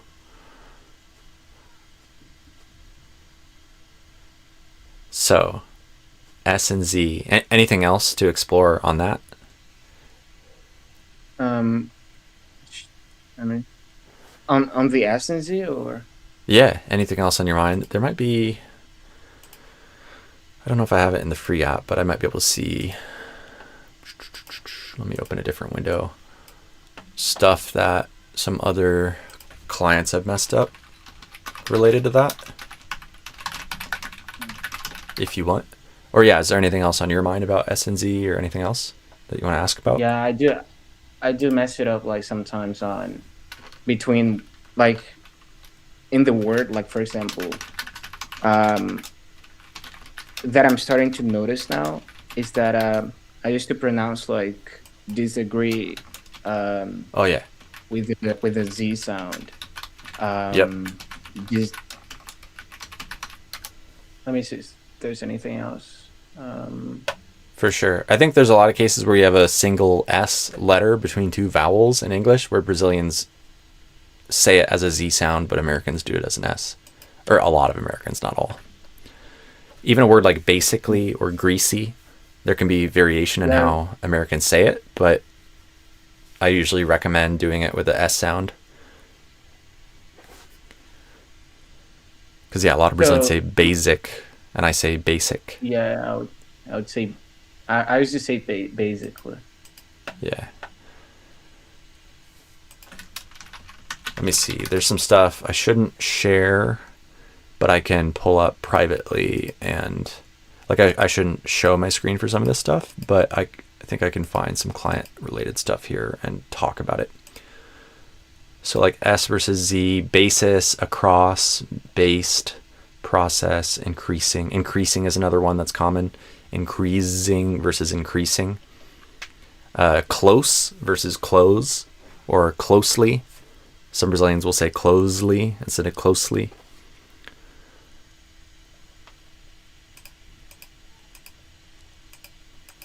Close, there's like the verb, right? It would be a Z instead. Say again, vertebrae? Close. Like close and close could be like the verb would be a Z sound.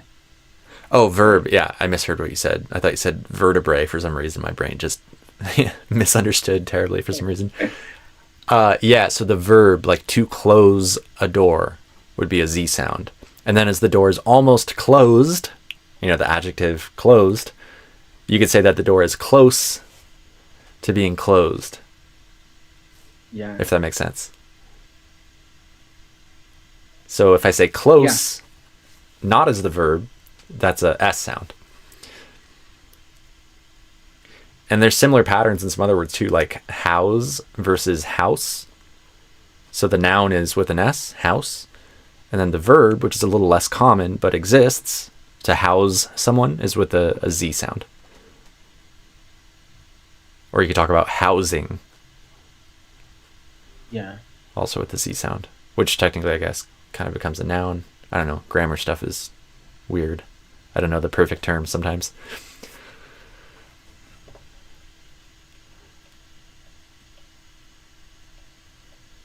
Anything else on your mind?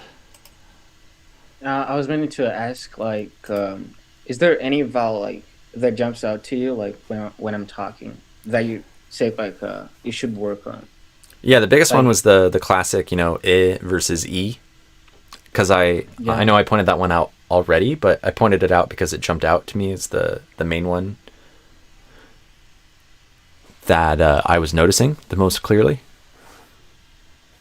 I also have a bias because that's usually the one I help people with first, so my brain's probably like, I don't know, noticing that more easily than other things too. But like the common contrast that I kind of point out as things that Brazilians struggle with, there's a little PDF where you can see some of them actually, more essay resources, Brazilian accent mistakes. But basically it's sick versus seek, which is the one we were talking about, and vice versa, you know, both directions. Bed versus bad, tan versus ten, look versus Luke, and luck versus lock. Those are like the main ones in general that you want to make sure you have solid. But yeah, the main ones I heard when I was listening to your audio was the sick versus seek. That was what jumped out at me. Yeah.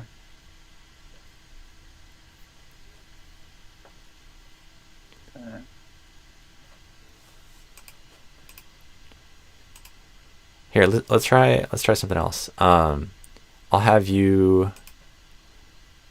I'll just open up kind of a random.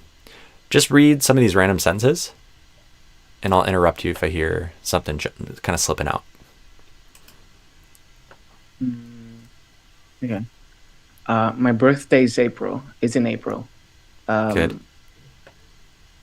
He shot the ball at the buzzer. Good. He loved to play baseball. He used the spotted bowl for his lunch. Yeah, pretty good. I'm a slow reader. I don't read as much. You're doing great. Okay to justify it, but you didn't even need to. Like, I didn't perceive you as being a slow reader in any way. Just so you know. And maybe hear and use the I might as far as this th, whether it becomes a stop or not. I know it's kind of tricky because it's after the D, so it's like, how do you connect them together? But I think I'd say use the. I'd have to analyze more of what's going on, but I want to say you did more of a stop for the th than I would do, I think. Yeah. She made a call to her mom. Be careful to not slip and fall. So maybe in slip, you might have done just a little bit of a instead of a just a subtle, like tuning it kind of thing. Slip, yeah. Using a foul makes you heel smooth. Yeah, you dropped the R. You said you instead of your or your. Your heel.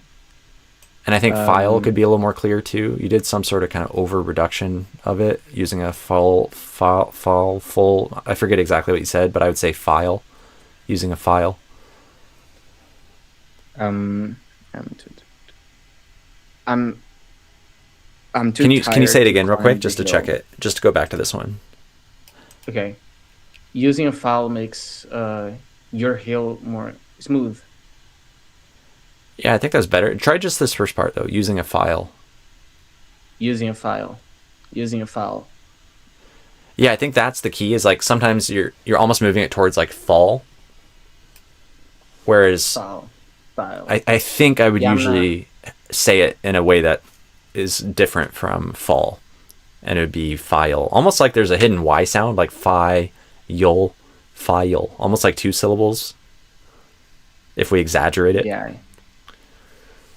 So say like the diphthong completely basically. Potentially. Like I think there could be a reduction. We could fact check this on Youglish, but I think it's good to be able to do it in the way I'm saying, and there's a chance that it's a little bit more resistant to reduction than what you're like. You might be tending to over reduce it, maybe. That's my hypothesis, if that makes sense. I'm saying this in kind of an overly fancy way, but trying to be accurate. Does that make sense what I'm saying, or not really? Yeah, it does. Okay. So I'm too tired to climb the hill. I have a hole in my sock. The mail came. Past The mail tense. came this morning. And there, I think you did maybe a Z at the end of this. But I would do an S. This.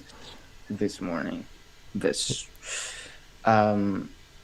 His muscle is so big. Pound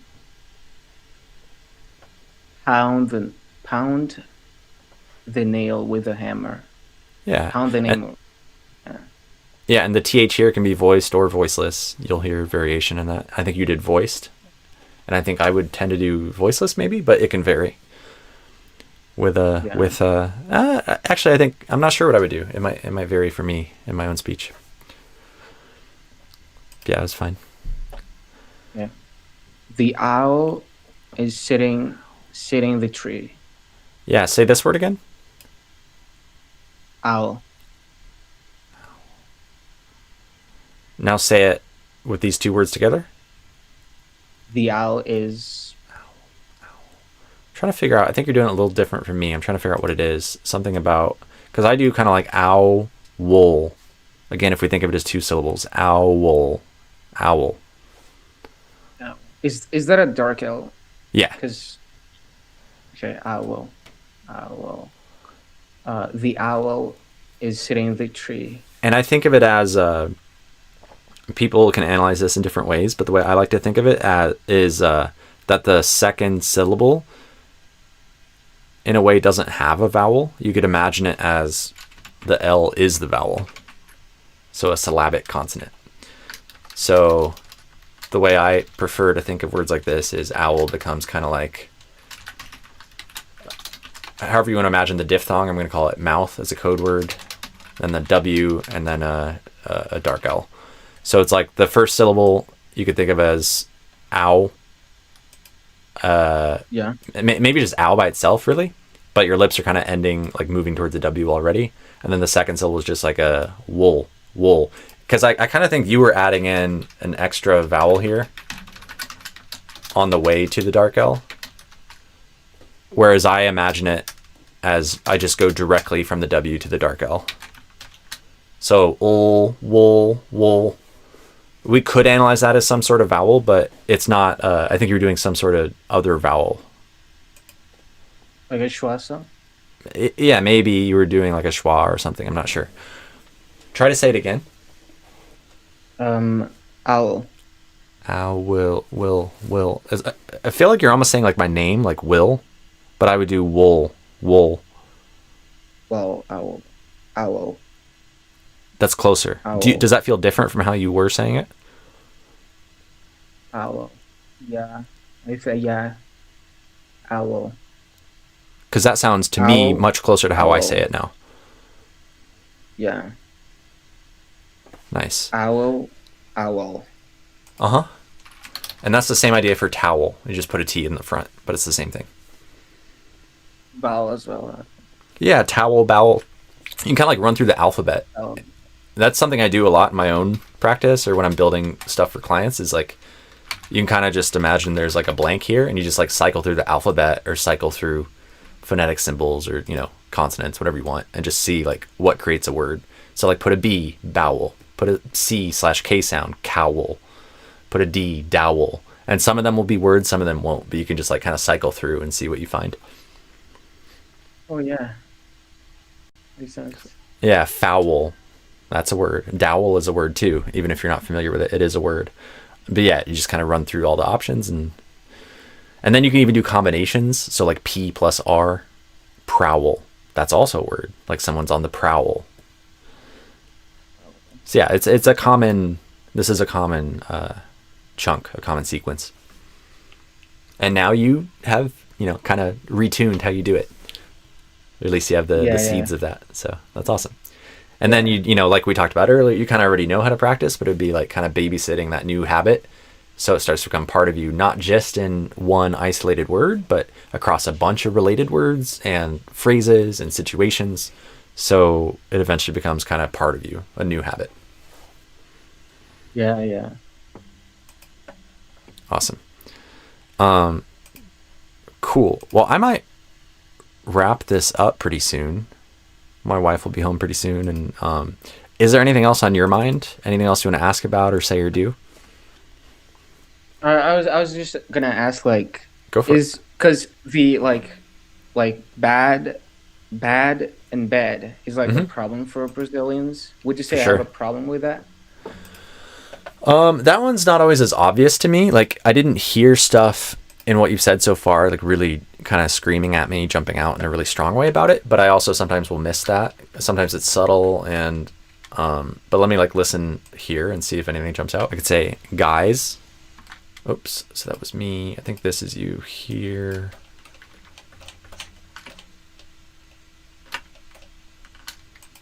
That like for words like guys, for example, it should be a Z sound instead of an S.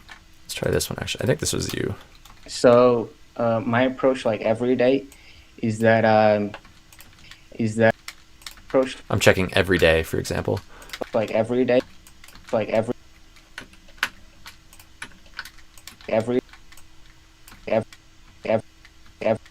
That sounded fine. is that I start like We could check that potentially. that that that that And this one is kind of reduced. It's not super emphasized, which is normal. But I think that one sounded fine to me as well. I start like by 10 minutes of like minimal pairs. I have a playlist of We can check have. minimal pairs. I have Have. Again, that one's. I think it's fine. playlist. Some of I think sometimes even to me, there's a chance it's just my own ignorance. But I think sometimes it's a little bit questionable. I think there's kind of overlap, or like the distinction. I think even for natives is not always super clear. I think it might depend on the context, the amount of emphasis, and stuff like that. Because like so far, it sounds fine. Playlist of going through some vowels and stuff, and I repeat. I listen to the audio. I repeat after it. After. Repeat after it. Repeat after. My dog's barking. Sorry. Dap, dap, dap, dap, That dap. one, I think it's less about dress versus trap. That might have been more a little farther back, almost like I might be mishearing this. Dap, dap, dap. Sometimes I get confused too about these, but maybe this is a little outside of what I would do, Repeat after it. but maybe not. But repeat after it. But repeat after it. I still think it's fine, but like we could argue about if we're, you could aim for a like if you're trying to speak really clearly, Repeat after it. but you don't need to do that in every moment. But repeat after it. I think it's fine. So like, but this is what I would do, to try to answer your questions, like go vowel by vowel and see is anything jumping out, or does it all seem like it's within kind of the native range based on my own just kind of intuition, or if we want to be more rigorous, like actually measuring it and comparing it with native audio. But so far, none of them jumped out as like obviously off. Does that make sense? Yeah.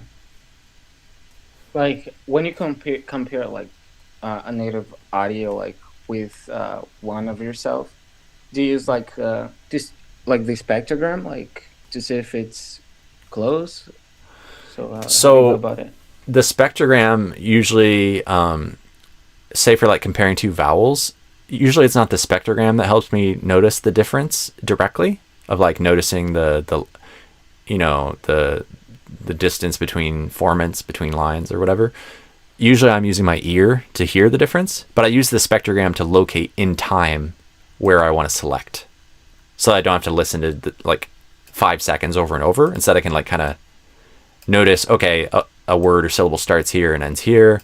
It kind of gives me like landmarks to be a little more efficient in my listening, if that makes sense, to notice like where I want to listen to. Okay. Does that make sense? Because you can learn to read like, okay, there's bright lines at the bottom, so that's voicing of some sort. And it starts here, before it there's silence, and then, okay, interesting, up here, it seems like there's some other transition here, where like there's some lines up here. Maybe that's a vowel of some sort, maybe those are formants, and then here it kind of fades away. So it's like, I don't know, but it seems like you can kind of see like transitions are happening, and you can start to be like, okay, I'm pretty sure voicing is happening in a lot of this, but then there's certain moments where it seems like here the bright lines kind of aren't here at the bottom, so maybe that's unvoiced. And it looks like there's kind of a little gap up and down, so maybe there's a stop here. So maybe this is like a T or a D or something. And you can kind of like learn to read it a little bit. Does that make sense? Yeah. Because if you look at a waveform, which you can do too, you can see where things start and stop just based on amplitude, but it's a little harder to read, like, is it a vowel versus a consonant? But if you kind of learn to read a spectrogram, you can start to see that kind of jumping out at you. And you can be like, oh, okay, I can not only see where just there's sound versus not sound, but I can kind of start to see what types of sounds are happening. It just makes, once you learn to do it, it just helps you kind of navigate the audio a little bit more efficiently. Yeah. But like what I would do is if I was comparing a Brazilian audio versus myself, is I would, ideally get the Brazilian audio into Audacity in some way, whether downloading it or just recording it directly, like as YouTube is playing, setting up however you need to do it on your computer and software, maybe using, this might be overkill depending on your setup, but using Voicemeeter or some sort of like something to kind of loop the audio back, or your computer might be able to do it without that, depending on like the options you have in Audacity or whatever. But somehow you just, get the YouTube audio or Spotify audio into Audacity, and then you try to imitate it, and then you can like align things on top of each other. So it's like, and then he's going to go to the pool and this and that, blah, blah, blah. Let's say that's the native thing. And I'm like, and then he's going to go to the pool, this and that, da, da, da. And I like do some attempt, and it's like, I might check the P sound. So I could find where the P happened, go to the pool. So it's like, okay, here's pool, and you can see this is the vowel, the voicing before you have the P, where it's unvoiced, so you don't have like the bright lines at the bottom. And there's air coming out, so you see like the aspirated P, like there's the initial kind of stop release, and then there's like the air after it before the vowel starts. Oh. And then the voicing turns on. And if I want to compare it to this one, I could also see that, where's pool in this one? Maybe it looks a little bit different, but it's probably here. So I could solo this. Pool. Yeah. And then I could align it to try to do like an apples to apples comparison. Even if the rest of the audio is like a slightly different speed, which I did intentionally, I can still put the word pool. I could do the start of the P aligned. So here's the start of the P, like on both tracks, pretty much aligned. And now I can kind of compare that and see like, was the P similar? So I could go like, or get a little bit of the vowel in it, like maybe to here on both tracks. Poo, poo, poo, poo, poo, poo. And it's interesting because I'm a native speaker, in both, but we can still notice some differences, some variation in like how long the P lasted. The air before the vowel started was different. And then like the initial vowel sound maybe is different, but that's where for apples to apples, we really want to align not just the start of the P, but the start of the vowel sound. And now we can see like, okay, if we take the first little bit of the vowel, now that's more apples to apples. Slightly different pitch, but very similar vowel quality. And then we do a little more. Then we could go to the end of the vowel, and again, we might want to like put it on top of it, so the end, so we're listening like a similar part of the vowel. Anyways, that's like the rough idea. It's kind of painstaking, like very obsessive work. You don't have to do all the time, but once in a while, it is like a superpower to notice really tiny stuff. Yeah. Does that make sense? Yeah. Does. Nice. Just acknowledging some of the comments here. We had the F is unvoiced thing. I've read that one. Someone, Delio Hector said, I've noticed that some Brazilians add E at the beginning of words like smile, snow, small, and I think they pronounce the S as a Z. Yes, absolutely. A lot of Brazilians, instead of smile, they say ismile. Instead of snow, they do isno. Instead of small, they do ismal. Same with school, is school, and so on. Close the door close to you. Exactly.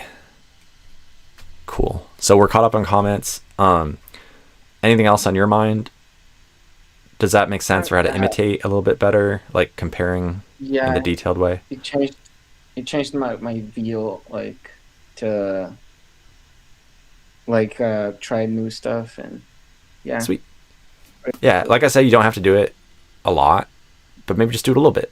and then see if it's helpful. You know, your mileage may vary. Use it if it's useful. But yeah, most of the time I don't do this. Most of the time I just, you know, shadow and imitate and improvise. It's a little more casual. There's this accent exercises video where I talk about just like a number of different ways to practice. And we've already talked about some of them, but maybe there's something in there that could be useful. Did it just crash? Oh, my monitor restarted. Anyways, but you can check that out as well. There's that, you know, hour-long video, but you can jump around it as desired. All right, man. I think I'm going to wrap up unless you got anything else as a, you know, some burning question on your mind. Anything else?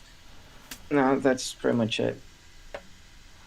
Cool. Thanks for the feedback. Yeah, happy to help. Really helpful. If you had to pick, I forgot to ask this with the other guy who was here on the live today, but I like to ask at the end of a session with people, if you forgot everything and all you could remember was just one thing or maybe two things from what we talked about, what would you want to remember from today? You know, what stands out? What's something you want to take away, maybe take action on? What comes to mind? So that you don't, you know, because otherwise it's like you might feel like it was valuable in a vague way, but it's kind of like in one ear and out the other.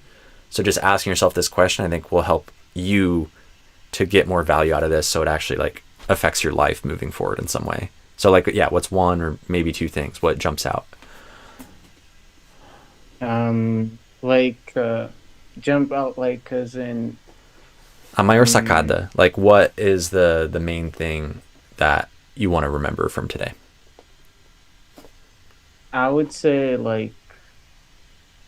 as in like the feedback that I got, or like yeah, whatever you feel like, there's no wrong or right answer. It's really just like a personal thing. Like, it could be something specific I said about a sound. It could be a process thing. It could be something you thought about and you didn't even share. It's just like a thought you had during today. It's just whatever pops to mind is like, for yourself, what was valuable about today that you want to remember moving forward? Yeah, I was gonna say about my E versus sound. Yep. That I thought it was perfect already, and it wasn't, clearly. Gotcha. Yeah, you're on the right track, but it's still slipping, and sometimes it's not the big, you know, like obvious Brazilian, like thick accent versus American. Sometimes it's a little more subtle, and it's kind of just, you know, halfway in between instead of all the way. Does that make sense? Yeah, I was like pretty confident, and when you played the audio back, I literally heard like the E sounding minutes, and sometimes it is more exaggerated, more than you realized. Like, it's still a strong Brazilian version. Yeah.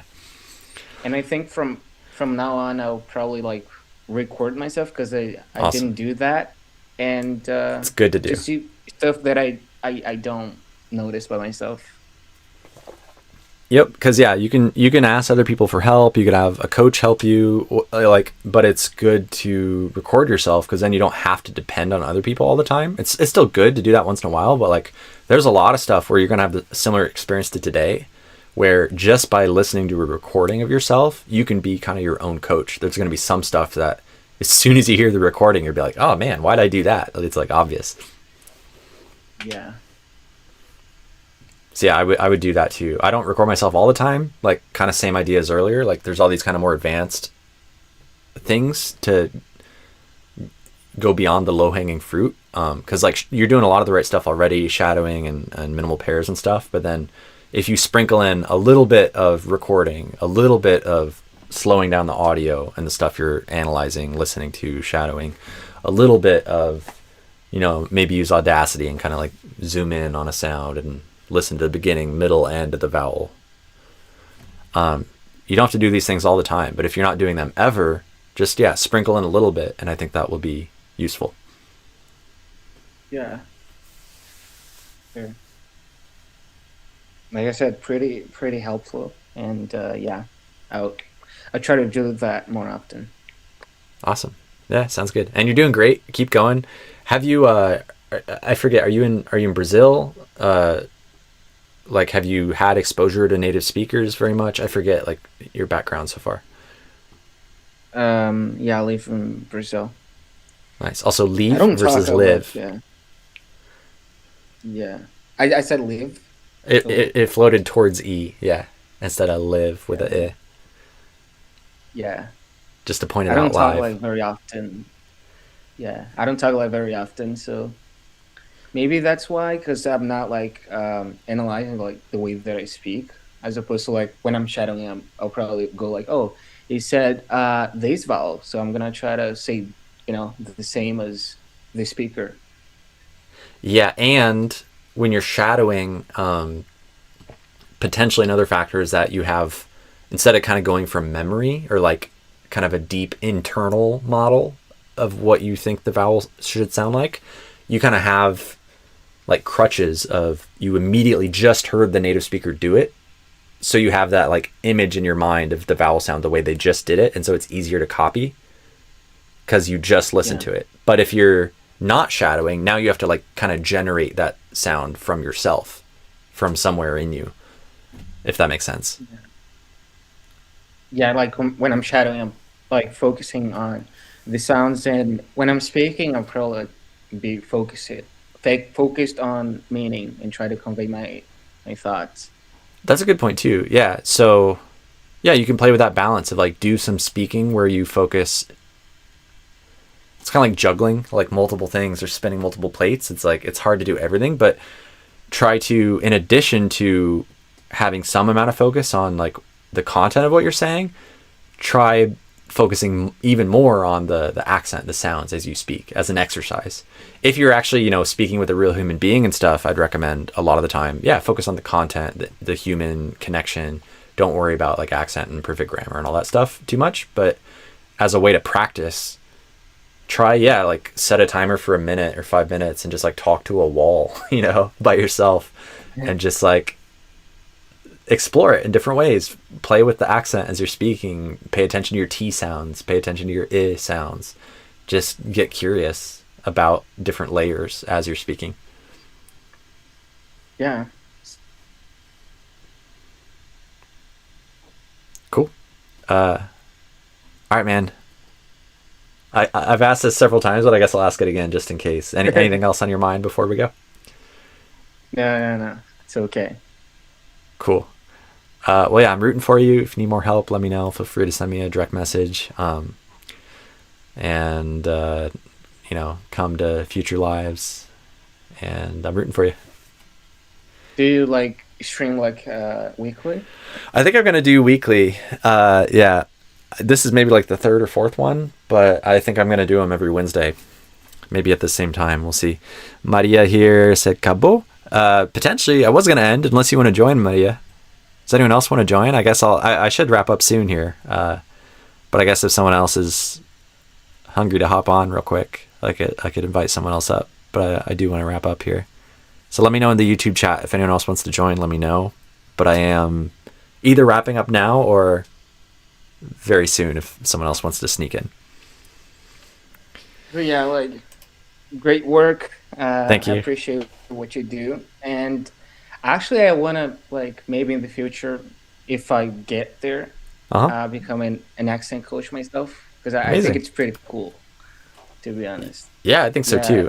And and not all, say like kind of more general English teachers do a great job or focus as much on pronunciation and accent stuff. So I think there's an interesting opportunity there for if you want to kind of specialize in that more. yeah, that's it. Good work, and yeah, Yeah, likewise. You're doing great. Keep going. Rooting for you. Maria said you can chat. Yeah, Maria, hop in. I'll post the Zoom link and I can have you in here real quick, but I'm going to wrap up pretty soon.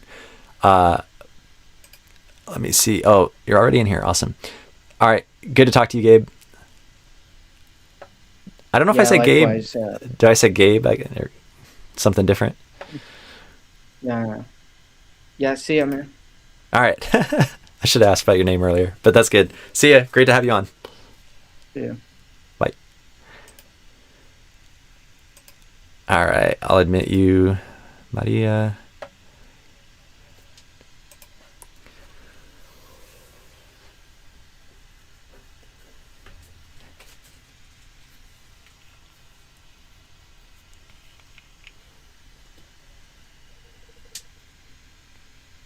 All right, you there, Maria? Maria. Hello. Hello. How's it going? All good. Can you hear me well? I'm not wearing my AirPods. Yeah, sounds good. Can you hear me? All right. Interesting live today. Yeah, you've been listening. I saw you in the comments. Yeah, yeah, throughout the whole thing. I was working and I let the live playing on the background. Awesome. Yeah, what'd you think? Anything stand out to you? Anything you want to comment on? Or... Um, this guy though you were just talking to, what's his name? I didn't ask him the pronunciation of it, but it said Gabe. So American version of me would read Gabe, probably. Gabe. Yeah, Yeah. Probably Gabriel and then he wrote Gabe. I don't know. that's my guess. Yeah. Um, his English was really good for 2 years and a half, he said. Yeah, and for any Really amount of good. time too. Like, but yeah, especially the 2.5 years. Especially. Yeah. And how you were talking about the TH sounds, that was interesting as well. When you read my comment about the D, and you were like, "Huh, that makes sense." Yeah, that was you that had that Um, tip. I like that. Yeah. yeah, because in Brazil, well, Brazilian teachers don't know the sound, the correct sound of TH, because it doesn't exist in Portuguese. So they teach like this. They say that it sounds like D, and the other TH sounds like F. Yeah, they So encourage yeah, that what? direct substitution as like a Yes, simplified way but of it's not doing on it. purpose, you know? It's not on purpose. It's just because they don't know the correct pronunciation, unfortunately. Gotcha. Yeah, I'd assume not all teachers kind of the obvious asterisk I guess to be, but Hmm. I think that's really common, right? A lot of Yeah. Brazilian English teachers teach Yeah, it I in some think sort of the simplified way like that. quality Maybe from a place the of not quality of the even realizing teachers. it. Yeah.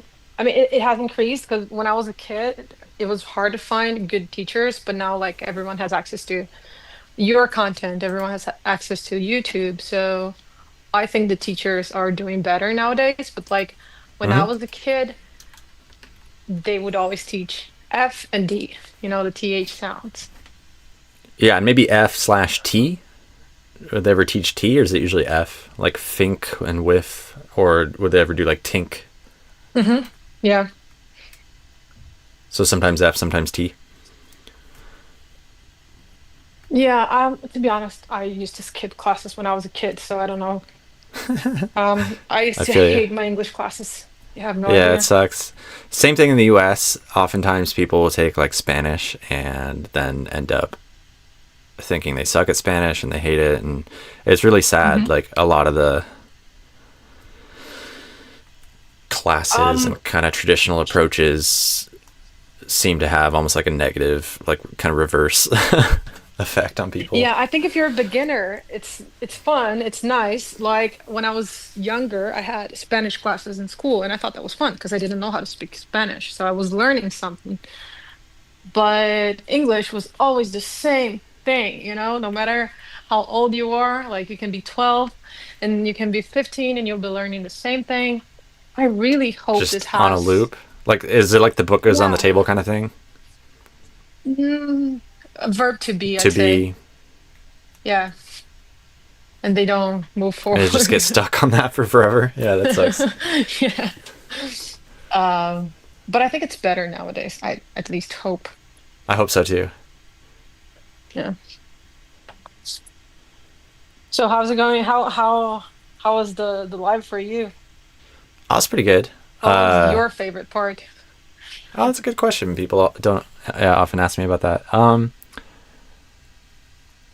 I mean, there's a lot of stuff, but like, I enjoyed looking at some Audacity stuff and kind of teaching a bit of how to read spectrograms and showing like the S versus Z, like the kind of partial final devoicing at the end of a Z, and being able to actually show that. I Hmm. don't know how clear it was to people, but Hmm. you can visually see like the voice, for the S/Z sound, we can see it on the spectrogram. And for the beginning, like 20% of it, you can see there's voicing.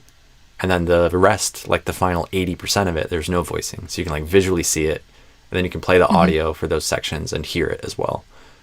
So I thought that was cool. I feel like I haven't exactly done that before with someone watching. So I was glad we caught that. Yeah, it's really interesting. And you have I don't know which app you're using, the one that only vibrates, I was using Audacity. Well, So is that one Audacity? Because you have one that shows the image, right? Of the waves, the sound waves. well, I can share my And screen then you again. were doing something else. Oh, okay. So Which one is Audacity? this is Audacity. Yeah, no. Is there another one, or am I just crazy here?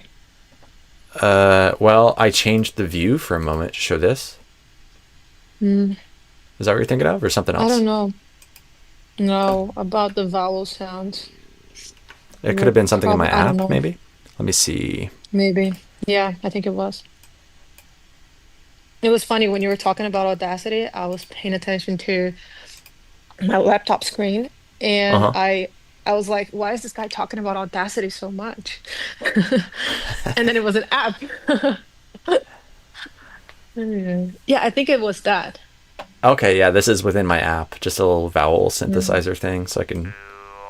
Yeah, how do you read that? Like, it's an Oh yeah, amazing I didn't ability even. because What? Oh, maybe ask walk us again. through it because Mm-hmm. it's a hell of an ability to be able to read this, and then you take advantage of this tool. Like, what? How?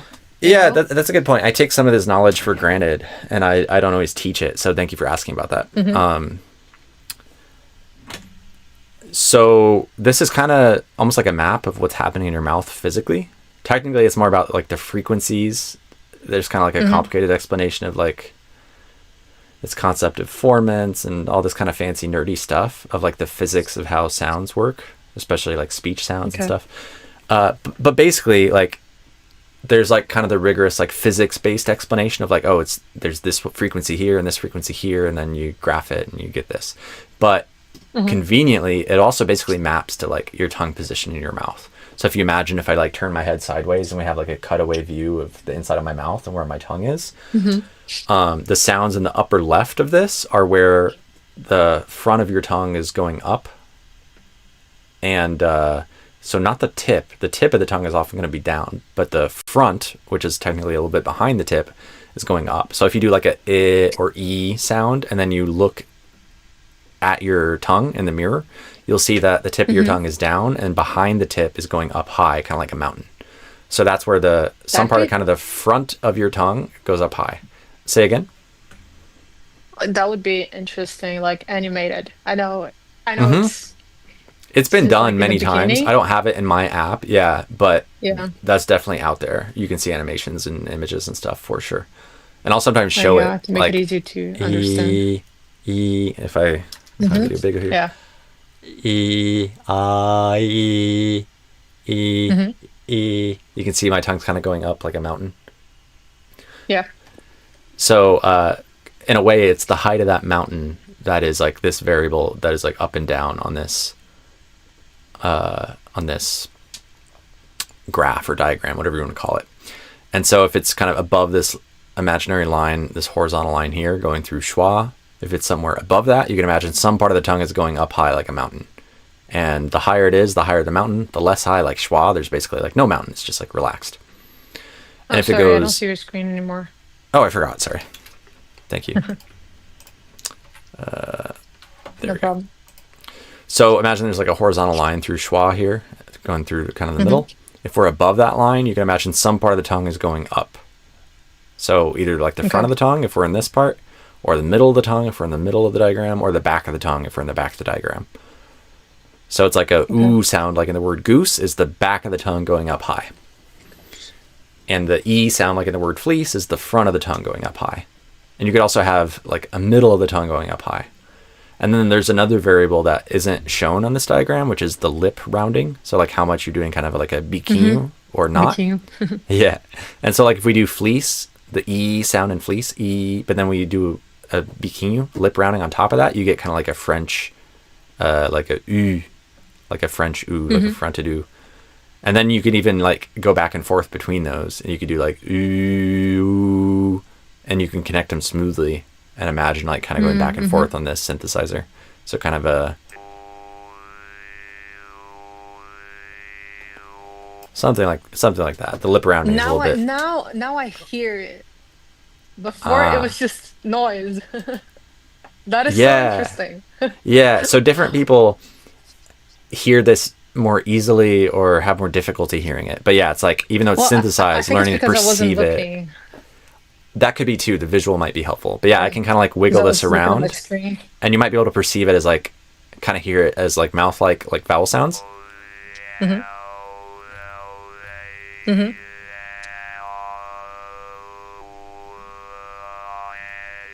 Do you hear the kind of vowel sounds happening? Yeah. Yeah. Nice. That's so interesting. Yeah, so you can kind of divide it into like 4 quadrants of like, okay, there's these high front sounds, there's these high back sounds, and then the part we haven't talked about yet is the low sounds, or the more open sounds, and that's where instead of the tongue going up like a mountain, it's more like the tongue kind of going down like a valley. So that's where you get like or is the front of the tongue kind of goes down, and you get like this V or this valley kind of shape in the tongue. And then ah in the back is like, that's why the doctors say like say ah, it's because the back of your tongue goes down low. And then they can see your throat. Does that roughly make sense? That's true. Yeah, it makes a lot of sense now. Yeah. So that's kind of like the playground for vowels in all languages and accents. And we can explore like some more beyond that potentially. Like it's not just these 2 dimensions, but you can capture a lot of interesting stuff for vowels by just thinking about how high or low the tongue is and which part of the tongue is going how high or low. Is it in the front or the back or the middle, and it's a continuum, right? So it's not just front, middle, back. It's like how front, how back. It could be anywhere in this space.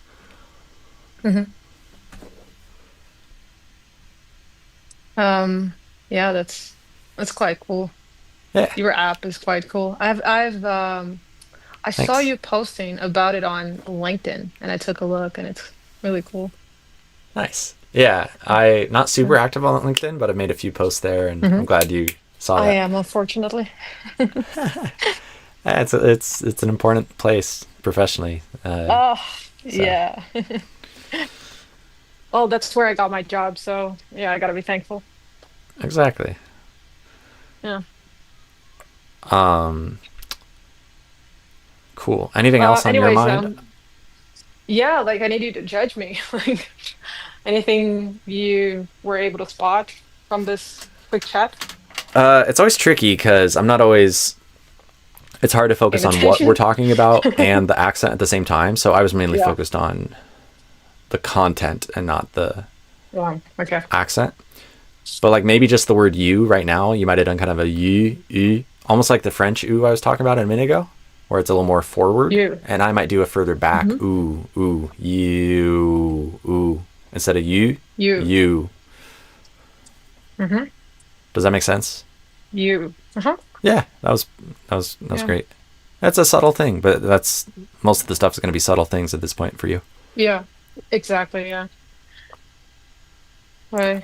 Also, if we Well, want to get anyways, fancy, I could record always you in the best. Audacity real quick. Yeah, just to show you. Um. But go ahead if you're Yeah, gonna you say something could. else. Up to you. No. Yeah, we can do that. Do I have to read anything? Nope. And I can even just do it without you saying it. I can just like do my imitation of you and then how I would normally say it and just show you like real quick. That'd be funny. Yeah, I want to see that. Okay, just the word you. I don't have the skill to imitate, exactly how you speak for a whole sentence or something. But All right. I think you did something like, I'll try to do it here. I think you did something maybe like you, and I would do. Without the okay, yeah, like And I would finding the do- sound. Mhm. Yeah, maybe something like that. And I would do you. Mhm. So now if and I'm probably not imitating you perfectly, but let me chop this up and we can compare it. Yeah, maybe Okay. something like that. And I would do you. Okay, so there.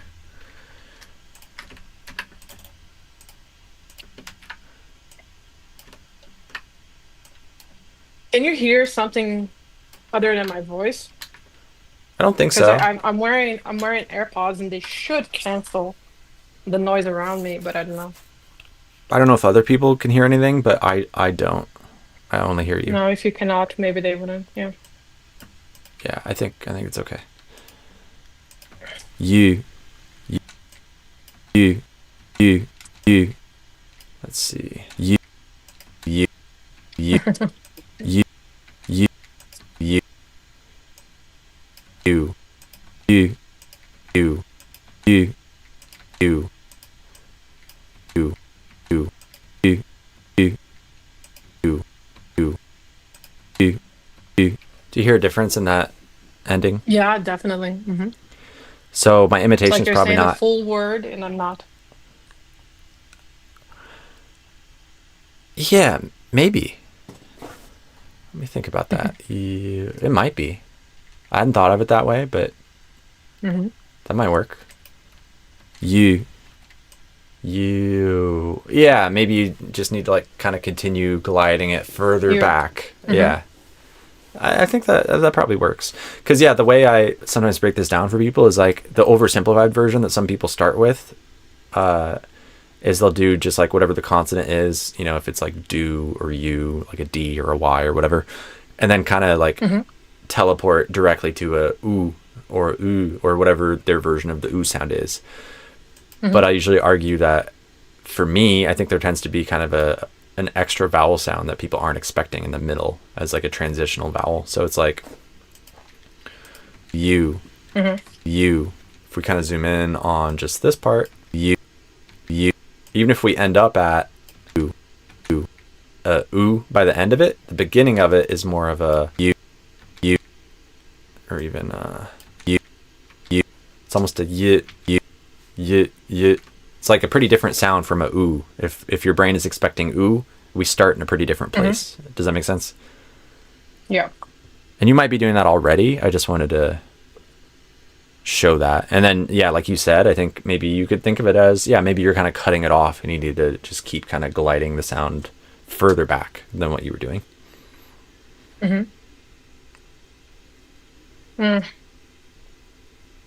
And that would probably apply to a lot of instances of this oo sound, whether it's do or you or to, you know, wherever that shows up. So like me too versus me too. Me too. I don't know. Do you think I say me too in a Say it weird again. way? Me too. Two. Just a little bit. I would do more of a Really? two. Two. I think that was closer to me. Two. See, that's Does- why I like talking to you. Do you notice a difference in Yeah. how you're playing with it right now? I do, yeah. Awesome. And even I do. You could explore the do there. There's your I wife. think you did it pretty well. Yeah, my wife's arriving, so I'm gonna head out pretty quick here. My dog's barking in excitement. But yeah, just keep that as an open question. Like all those words that have this oo sound, do, you, to, through. You can kind of copy paste the thing we just talked about to all of them.